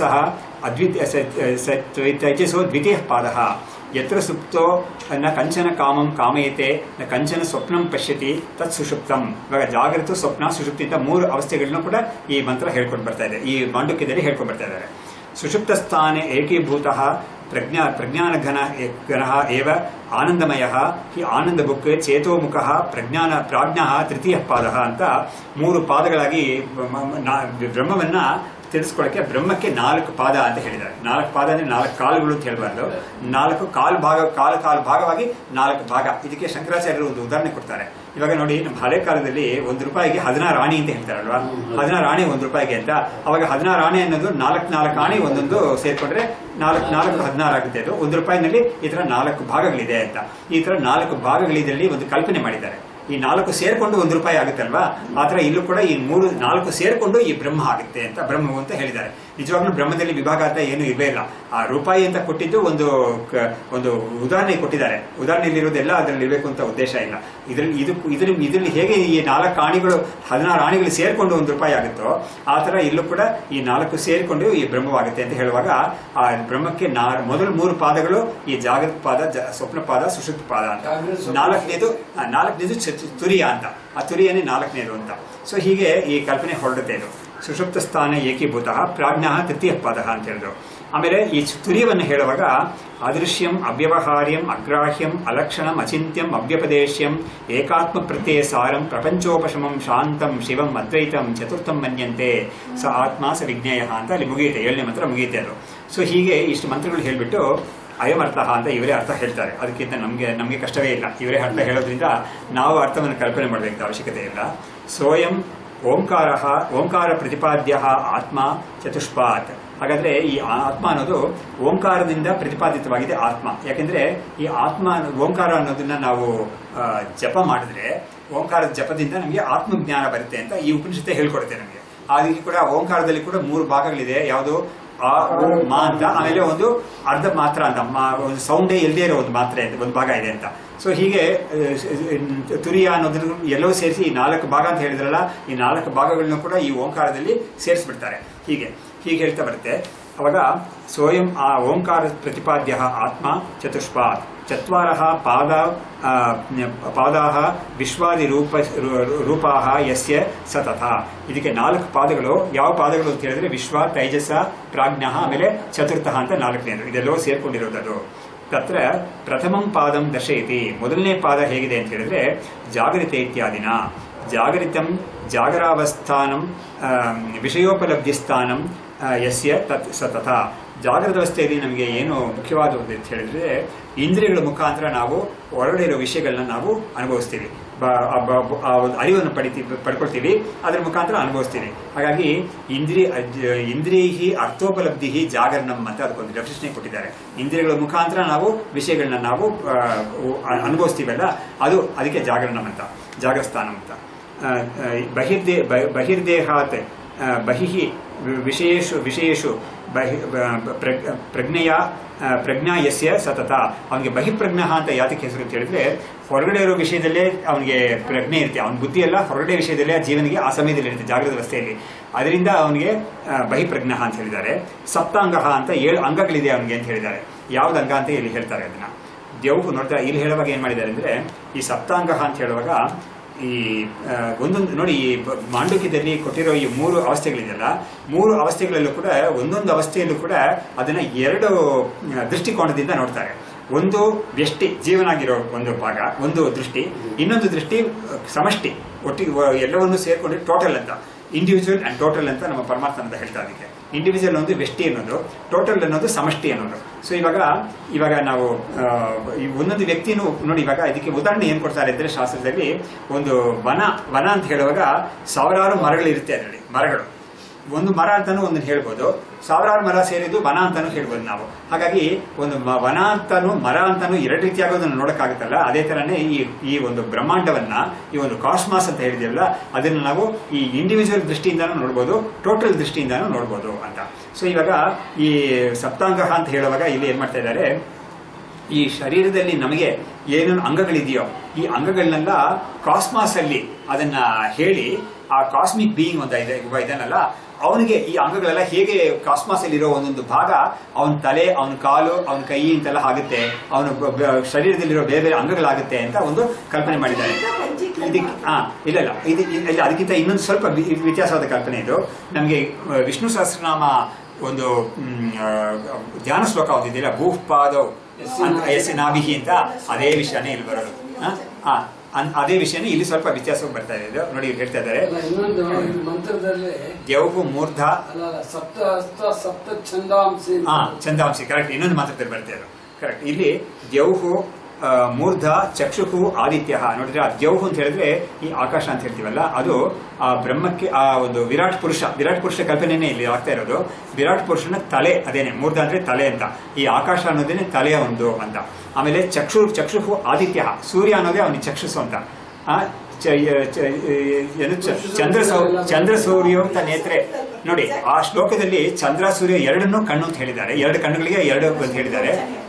ಇಲ್ಲಿ ಬಂದ್ಬಿಟ್ಟು ಆದಿತ್ಯ ಅನ್ನೋದನ್ನೇ ಚಕ್ಷುಸ್ ಅಂತ ಹೇಳಿದ್ದಾರೆ. ಆಮೇಲೆ ಅಗ್ನಿ ಮುಖಂ ಅಂತ, ಅಗ್ನಿ ಅಂತ ಒಂದು ತತ್ವ ಇದೆಯಲ್ಲ ಒಂದು ಇದರ ಪಂಚಭೂತದಲ್ಲಿ, ಅದೇ ಇವನು ಬಾಯಿ ಅಂತ. ಆಮೇಲೆ ಪ್ರಾಣ ವಾಯು ಅಂತ, ಪ್ರಾಣ ಅಂತ ಯಾವ್ದಿದೆಯೋ, ಯಾವುದು ವಾಯು ಅಂತ ಒಂದು ಹೊರಗಡೆ ಒಂದು ವಾಯು ಗಾಳಿ ಇದೆಯೋ, ಅದೇ ಈ ಒಂದು ಶರೀರಕ್ಕೆ ಪ್ರಾಣ ಅಂತ. ಇವಾಗ ನಮ್ಮ ಶರೀರದಲ್ಲಿ ಪ್ರಾಣ ಅಂತ ಒಂದಿದೆ, ಪ್ರಾಣ ಅಪಾನ ವ್ಯಾನ ಅಂತ ನಮ್ಮ ಶರೀರದಲ್ಲಿ ಒಂದು ಪ್ರಾಣ ಇರ್ಬೇಕು ನಮಗೆ ಒಳಗಡೆ. ಅದೇ ತರ ಈ ವಿರಾಟ್ ಪುರುಷನಿಗೆ ಪ್ರಾಣ ಯಾವುದು ಅಂತ ಹೇಳಿದ್ರೆ ಈ ವಾಯುವೇ ಅವನಿಗೆ ಪ್ರಾಣ ಅಂತ. ಆಮೇಲೆ ವಾಯು ದೇಹ ಮಧ್ಯಮ ಆಕಾಶ ಅಂತ.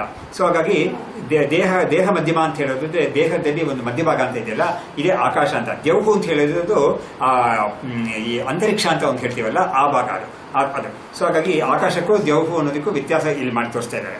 ಆಮೇಲೆ ವಸ್ತಿ ಸಮುದ್ರ ಅಂತ. ವಸ್ತಿ ಅಂತ ಹೇಳಿದ್ರೆ ಈ ಬ್ಲಾಡರ್ ಅಂತ ಹೇಳ್ತೀವಲ್ಲ, ಯೂರಿನರಿ ಬ್ಲಾಡರ್ ಅಂತ ಹೇಳ್ತೀವಲ್ಲ, ಆ ಯೂರಿನರಿ ಬ್ಲಾಡರ್ ಅಲ್ಲಿ ಯೂರಿನ್ ಕರೆಕ್ಟ್ ಆಗಿರುತ್ತೆ. ಆದ್ರೆ ಈ ಪರಮಾತ್ಮ, ಈ ವಿರಾಟ್ ಪುರುಷ ಇದ್ದಾನಲ್ಲ, ಅವ್ನ ಬ್ಲಾಡರ್ ಯಾವ್ದನ್ನ ಹೇಳೋಣ ಅದಕ್ಕೆ ಅಂತ ಹೇಳಿದ್ರೆ ಈ ಓಷನ್ಸ್ ಅಂತ ಇದೆಯಲ್ಲ ಅದೇ ಅವನಿಗೆ ಬ್ಲಾಡರ್ ಅಂತ ಹೇಳ್ಬಿಟ್ರು. ಹೀಗಾಗಿ ಈ ಸಮುದ್ರ ಅಂತ ಇದೆಯಲ್ಲ, ಈ ಕರೆಕ್ಟ್, ಸಮುದ್ರ ಅನ್ನೋದೇ ಅವನಿಗೆ ಬ್ಲಾಡರ್ ಅಂತ. ಆಮೇಲೆ ಪೃಥಿವಿಯೇವ ಪಾದವು ಅಂತ, ಇವನಿಗೆ ಕಾಲು ಯಾವುದು ಅಂತ ಕೇಳಿದ್ರೆ ಪೃಥ್ವಿನೇ ಇವನಿಗೆ ಕಾಲು ಅಂತ ಹೇಳ್ಬಿಟ್ರು. ಸೊ ಹೀಗೆ ಈ ಕಾಸ್ಮಸ್ ಅಲ್ಲಿರೋ ಈ ಬೇರೆ ಬೇರೆ ಮಹಾ ಅಂಶಗಳಿದೆಯಲ್ಲ ಅದೇ ಇವನ್ ಶರೀರ ಅಂತ. ಹಾಗಾದ್ರೆ ಈ ಕಾಸ್ಮಸ್ ಅನ್ನೋದೇ ಶರೀರ ಅಂತ ನೋಡಿ. ಇವಾಗ ಗೊತ್ತಾಗುತ್ತೆ ನಮಗೆ. ನಾವು ಒಂದು ಪರಮಾತ್ಮ, ಒಂದು ಭಗವಂತ ಅಂತ ನಾವು ಒಂದು ದೇಹ, ಒಂದು ಶರೀರ ಕೊಟ್ಟು, ಒಂದು ಆಕಾರ ಕೊಟ್ಟು ನಾವು ಉಪಾಸನೆ ಮಾಡ್ತೀವಲ್ಲ, ಯಾತಕ್ಕೆ ಈ ಆಕಾರ ಕೊಟ್ಟಿದ್ದಾರೆ ಅಂತ ಹೇಳಿದ್ರೆ ಈ ಇಡೀ ಬ್ರಹ್ಮಾಂಡವನ್ನ ಈಶ್ವರನಾಗಿ ನೋಡಕ್ಕೆ ಎಲ್ಲರಿಗೂ ಸಾಮರ್ಥ್ಯ ಇರೋದಿಲ್ಲ. ಅದಕ್ಕಾಗಿ ಏನ್ ಮಾಡಿದ್ದಾರೆ, ಒಂದು ಚಿಕ್ಕದಾಗಿ ಒಂದು ರೂಪ ಕೊಟ್ಟು ಅದನ್ನ ನೀನು ಉಪಾಸನೆ ಮಾಡು ಅಂತ ಹೇಳಿದ್ದಾರೆ. ಬಟ್ ಅದಕ್ಕಿಂತ ದೊಡ್ಡ ಉಪಾಸನೆ ಯಾವ್ದಾಗುತ್ತೆ ಅಂತ ಹೇಳಿದ್ರೆ ವಿಶ್ವರೂಪ ಉಪಾಸನೆ. ಇದೇ ಹೇಳಿರೋದು ವಿಶ್ವರೂಪ ಅನ್ನೋದೇ ಹೇಳಿರೋ ಉಪಾಸನೆ. ಅದು ವಿರಾಟ್ ಸ್ವರೂಪ. ಅಲ್ಲಿ ಗೀತೆಯಲ್ಲಿ 11ನೇ ಅಧ್ಯಾಯದಲ್ಲಿ ಬಂದಿರೋದು ಕೂಡ ವಿರಾಟ್ ದರ್ಶನನೇ ಅವ್ನಿಗೆ ಆಗಿರೋದು. ಹೌದು. ಹೀಗೆ ಭಾಗವತದಲ್ಲಿ ಬರೋ ತುಂಬಾ ವಿಷಯಗಳು ಹಾಗೆ ನಾರಾಯಣ ಮೇಲೆ ಬರುತ್ತೆ ಹೀಗೇನೆ. ಸೊ ಹೀಗೆ ಈ ಕಾಸ್ಮಾಸ್ ಅಲ್ಲಿ ಇರೋದು ಅರ್ಚನ, ಅದಕ್ಕೆ ಕಾಸ್ಮಿಕ್ ಬೀಯಿಂಗ್ ಅಂತಾನೆ ಅವ್ನು ಹೇಳ್ಬಿಡ್ತಾರೆ. ಅದಕ್ಕೇನೆ ಹಿರಣ್ಯ ಗರ್ಭ, ವಿರಾಟ್ ಅಂತೆಲ್ಲ ಹೆಸರು ಕೊಟ್ಟಿರೋದು ಅದಕ್ಕೇನೆ. ಸೊ ಹೀಗೆ ಪುರುಷ ಸೂಕ್ತ, ಅದೇ ಪುರುಷ ಸೂಕ್ತ ಇದೇನೆ. ಸೊ ಹೀಗೆ ಹೀಗೆ ಅವನಿಗೆ ಸಪ್ತಾಂಗ 7 ಅಂಗಗಳು ಇವಾಗ ನಾವು ಎಳಿಸ್ಕೊಂಡ್ ಬಂದಿದ್ದೀವಲ್ಲ, ಅದನ್ನೇ ನಾವು ಯಾರಾದ್ರೂ ಪುಸ್ತಕದಲ್ಲಿ ನಂಬರ್ ಹಾಕೋಬೇಕು ಅಂತ ಹೇಳಿದ್ರೆ ದೇವಹು ಅನ್ನೋದು 1, ಚಕ್ಷುಹು ಅನ್ನೋದು 2ನೇ ನಂಬರು, ಅಗ್ನಿ ಅನ್ನೋದು 3ನೇ ನಂಬರು, ಪ್ರಾಣಹ ಅನ್ನೋದು 4ನೇ ನಂಬರು, ಆಮೇಲೆ ಮಧ್ಯಮ ಅಂತ ಹೇಳಿದಾರಲ್ಲ ದೇಹ ಮಧ್ಯಮ ಅಂತ ಅದೇ 5ನೇ ನಂಬರ್, ಆಕಾಶ ಅನ್ನೋದು, ವಸ್ತಿ ಅಂತ ಹೇಳಿದಾರಲ್ಲ ಅದೇ 6ನೇದು, ಪೃಥ್ವಿ ಅಂತದ್ದು ಪಾದ ಅಂತ ಹೇಳಿದ್ರಲ್ಲ ಅದೇ 7ನೇದು ಅಂತ 7 ಅಂಗಗಳು ಈ ವಿರಾಟ್ ಪುರುಷನಿಗೆ ಇದೆ ಅಂತ ಹೇಳಿದ್ರು. ಆಮೇಲೆ 19 ಮುಖಃ ಅಂತ ಹೇಳಿದ್ರು. ಇನ್ನೊಂದು ಆ ಶ್ಲೋಕದಲ್ಲಿ ಮಂತ್ರದಲ್ಲಿ ಬರೋದು 19 ಮುಖಗಳಿದೆ ಅಂತ. ಇದಕ್ಕೆ ನಾವು ಏನು ಈಸಿಯಾಗಿ ಇರೋ ಎಕ್ಸಾಂಪಲ್ ಯಾವುದು ಅಂತ ಹೇಳಿದ್ರೆ ಒಂದು ಬ್ಯಾಂಕ್ ಇಮ್ಯಾಜಿನ್ ಮಾಡ್ಕೊಳ್ಳೋಣ. ಇವಾಗ ಅಫ್ಕೋರ್ಸ್ ತುಂಬಾ ಆನ್ಲೈನ್ ಅಲ್ಲಿ ತುಂಬಾ ನಡೀತಾ ಇದೆ. ಬಟ್ ಹಿಂದೆ ನಾವು ಇದ್ದಾಗ ನಮಗೆ ರಿಸರ್ವ್ ಬ್ಯಾಂಕ್ ಅಂತ ನೋಡಿದಾಗ ಒಂದು ಬ್ಯಾಂಕಿಂಗ್ ಹಾಲ್ ಅಂತ ಒಂದಿರ್ತಾ ಇತ್ತು. ಆ ಬ್ಯಾಂಕಿಂಗ್ ಹಾಲ್ ಅಲ್ಲಿ ಒಂದು 40-45 ಕೌಂಟರ್ಸ್ ಇರೋದು. ಆ ಕೌಂಟರ್ಸ್ ಅಲ್ಲಿ ನಾನಾ ಫಂಕ್ಷನ್ಸ್ ಬ್ಯಾಂಕ್ ಮಾಡುತ್ತಲ್ಲ, ಅದಕ್ಕೆಲ್ಲ ಒಂದೊಂದು ಕೌಂಟರ್ ಇಂದ ಒಂದೊಂದು ಫಂಕ್ಷನ್ ಮಾಡುತ್ತೆ. ಅದು ಒಂದು ಕೌಂಟರ್ ಇಂದ ಕ್ಯಾಶ್ ಕೊಡುತ್ತೆ, ಒಂದು ಕೌಂಟರ್ ಅಲ್ಲಿ ಕಾಯಿನ್ ಕೊಡುತ್ತೆ, ಇನ್ನೊಂದು ಕೌಂಟರ್ ಇಂದ ನೋಟ್ಸ್ ಕೊಡುತ್ತೆ, ಇನ್ನೊಂದು ಕೌಂಟರ್ ಅಲ್ಲಿ ಗವರ್ಮೆಂಟ್ ಬೇಕಾಗಿರೋ ಪಾವತಿ ಮಾಡ್ತಾರಲ್ಲ ಗವರ್ಮೆಂಟ್ ಡಿಪಾರ್ಟ್ಮೆಂಟ್ಸ್, ಅದನ್ನ ತಗೊಳಕ್ ಒಂದು ಕೌಂಟರ್ ಇಟ್ಟಿರ್ತಾರೆ. ಹೀಗೆ ನಾನಾ ಇದಕ್ಕೆ ಫಂಕ್ಷನ್ಸ್ಗೆ ನಾನಾ ಕೌಂಟರ್ಸ್ ಇರುತ್ತೆ. ಸೊ ಬ್ಯಾಂಕ್ ಅಲ್ಲಿ ಇರೋ ಕೌಂಟರ್ಸ್ ಬೇಕಾದಷ್ಟು ಕೌಂಟರ್ಸ್ ಇದೆಯಲ್ಲ ಅದನ್ನೇ ಇಲ್ಲಿ ಮುಖ ಅಂತ ಹೇಳಿದ್ದಾರೆ. ಸೊ ಇದಕ್ಕೆ ಇವಾಗ ಒಂದು ಕಾನ್ಸೆಪ್ಟ್ ಬಂದಿದೆಯಲ್ಲ, ಸಿಂಗಲ್ ವಿಂಡೋ ಇದು ಕಾನ್ಸೆಪ್ಟ್ ಅಂತ ಒಂದು ಬ್ಯಾಂಕ್ಸ್ ಅಲ್ಲಿ ಒಂದೇ ಕೌಂಟರ್ ನೀನು ಹೋಗೋ, ನಿನಗೆ ಬೇಕಾಗಿರೋ ಎಲ್ಲವನ್ನೂ ಕೂಡ ಅಲ್ಲೇ ಮಾಡ್ಬಿಡ್ತಾರೆ ಅಂತ ಒಂದು ಕಾನ್ಸೆಪ್ಟ್ ಬಂದಿದೆ. ಸೊ ಈಗ ಏನೇ ಇದ್ರು ಕೂಡ ಸೋ ಮೆನಿ ವಿಂಡೋಸ್ ಆರ್ದೆ, ಅದೇ ತರ ಸೋ ಮೆನಿ ಕೌಂಟರ್ಸ್ ಆರ್ದೆ ಇಲ್ವಾ, ಅದೇ ತರ ಇವನಿಗೆ 19 ಮುಖಃ, 19 ಕೌಂಟರ್ಸ್ ಇದೆ ಈ ವ್ಯಕ್ತಿಗೆ, ಈ ಜೀವನಿಗೆ. ಆ 19 ಮುಖಗಳಿದ್ದ ತೂತುಗಳು, ಆ ದ್ವಾರಗಳ ಮುಖಾಂತರ ಅವನು ಪ್ರಪಂಚದ ಜೊತೆಗೆ ಒಂದು ಸಂಪರ್ಕ ಮಾಡ್ಕೊಳ್ತಾನೆ. ಅದನ್ನೇ ಹೇಳ್ತಾ ಇದ್ದಾರೆ. ಅದೇನು 19 ಶರೀರದಲ್ಲಿ, ಹೌದು, ಶರೀರದಲ್ಲಿ 19 ಭಾಗಗಳು, ಮುಖಗಳಿದೆ. ಅದೇ ಹೇಳ್ತಾರೆ ನೋಡಿ, ಜ್ಞಾನೇಂದ್ರಿಯ ಪಂಚಕ. ಜ್ಞಾನೇಂದ್ರಿಯಗಳು ಅಂತ 5 ಇದೆ ನಮಗೆ, ಕಣ್ಣು, ಮೂಗು, ನಾಲ್ಗೆ, ತೋಲು ಅಂತ ಇದೆಯಲ್ಲ, ಹೀಗೆ 5 ಹೀಗೆ. ಆಮೇಲೆ ಕರ್ಮೇಂದ್ರಿಯ ಪಂಚಕಂ 5 ಇದೆ, ಅಂದ್ರೆ ವಾಯು, ವಾಕ್, ಹೌದು. ಹೀಗೆ ಜ್ಞಾನೇಂದ್ರಿಯ ಪಂಚಕ, ಕರ್ಮೇಂದ್ರಿಯ ಪಂಚಕ 10 ಆಯ್ತು. ಆಮೇಲೆ ಪ್ರಾಣ ಪಂಚಕ 5, ಯಾವುದು ಪ್ರಾಣೋಪಾನ ವ್ಯಾನ ಉದಾನ ಸಮಾನ ಅಂತ 5, 15 ಆಯ್ತು. ಇನ್ನ 4 ಉಳ್ಕೊಂಡಿದೆ 19ಕ್ಕೆ. ಅದರಲ್ಲಿ ಅಂತಃಕರಣ ಅಂತ ನಾವು ಹೇಳ್ತೀವಲ್ಲ, ಅದರಲ್ಲಿ 4 ವೃತ್ತಿಗಳು, ವೃತ್ತಿ ಭೇದನ 4 ಇದೆ. ಅದರಲ್ಲಿ ಮನಸ್ಸು, ಬುದ್ಧಿ, ಅಹಂಕಾರ, ಚಿತ್ತ ಅಂತ. ಹೀಗೆ 19 ಆಯ್ತು. 19 ಸಂಖ್ಯಾಕಾನಿ ಮುಖಾನಿ ವಿಷಯೋಪಲಬ್ಧಿ ದ್ವಾರಾಣಿ ಯಸ್ಯ ಸತತ. ಹಾಗಾದ್ರೆ ಒಂದು ವ್ಯಕ್ತಿ ಅನ್ನೋದು ಅವನೊಂದು ಬ್ಯಾಂಕ್ ತರ ಒಂದು ವ್ಯಕ್ತಿ. ಒಂದೊಂದು ವ್ಯಕ್ತಿನೂ ನಾನೇ ಒಂದು ರಿಸರ್ವ್ ಬ್ಯಾಂಕ್ ಅಂತ ಅನ್ಕೋಬಹುದು. ನಿನ್ಗೇನಪ್ಪ ರಿಸರ್ವ್ ಬ್ಯಾಂಕ್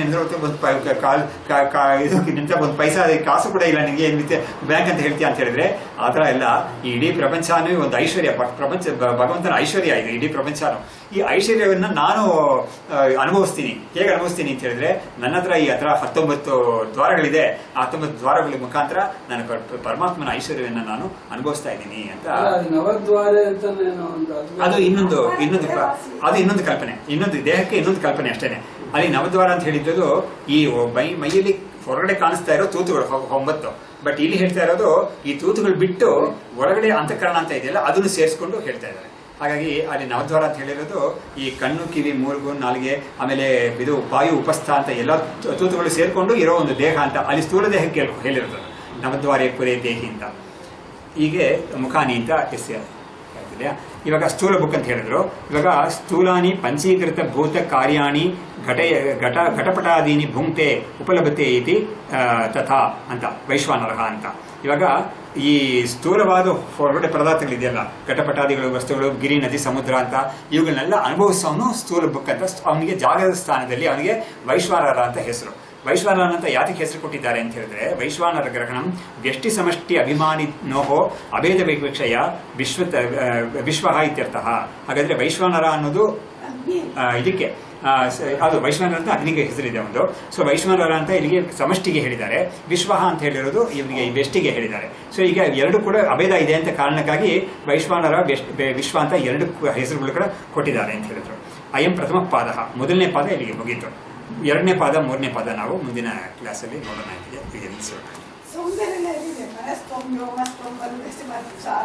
ಹಾಂ ಕರೆಕ್ಟ್. ಇವಾಗ ಸ್ತೋಷಿಯ ಭಕ್ತಿಯ ಒಂದ್ಸತಿ ಹೇಳ್ಬಿಟ್ಟು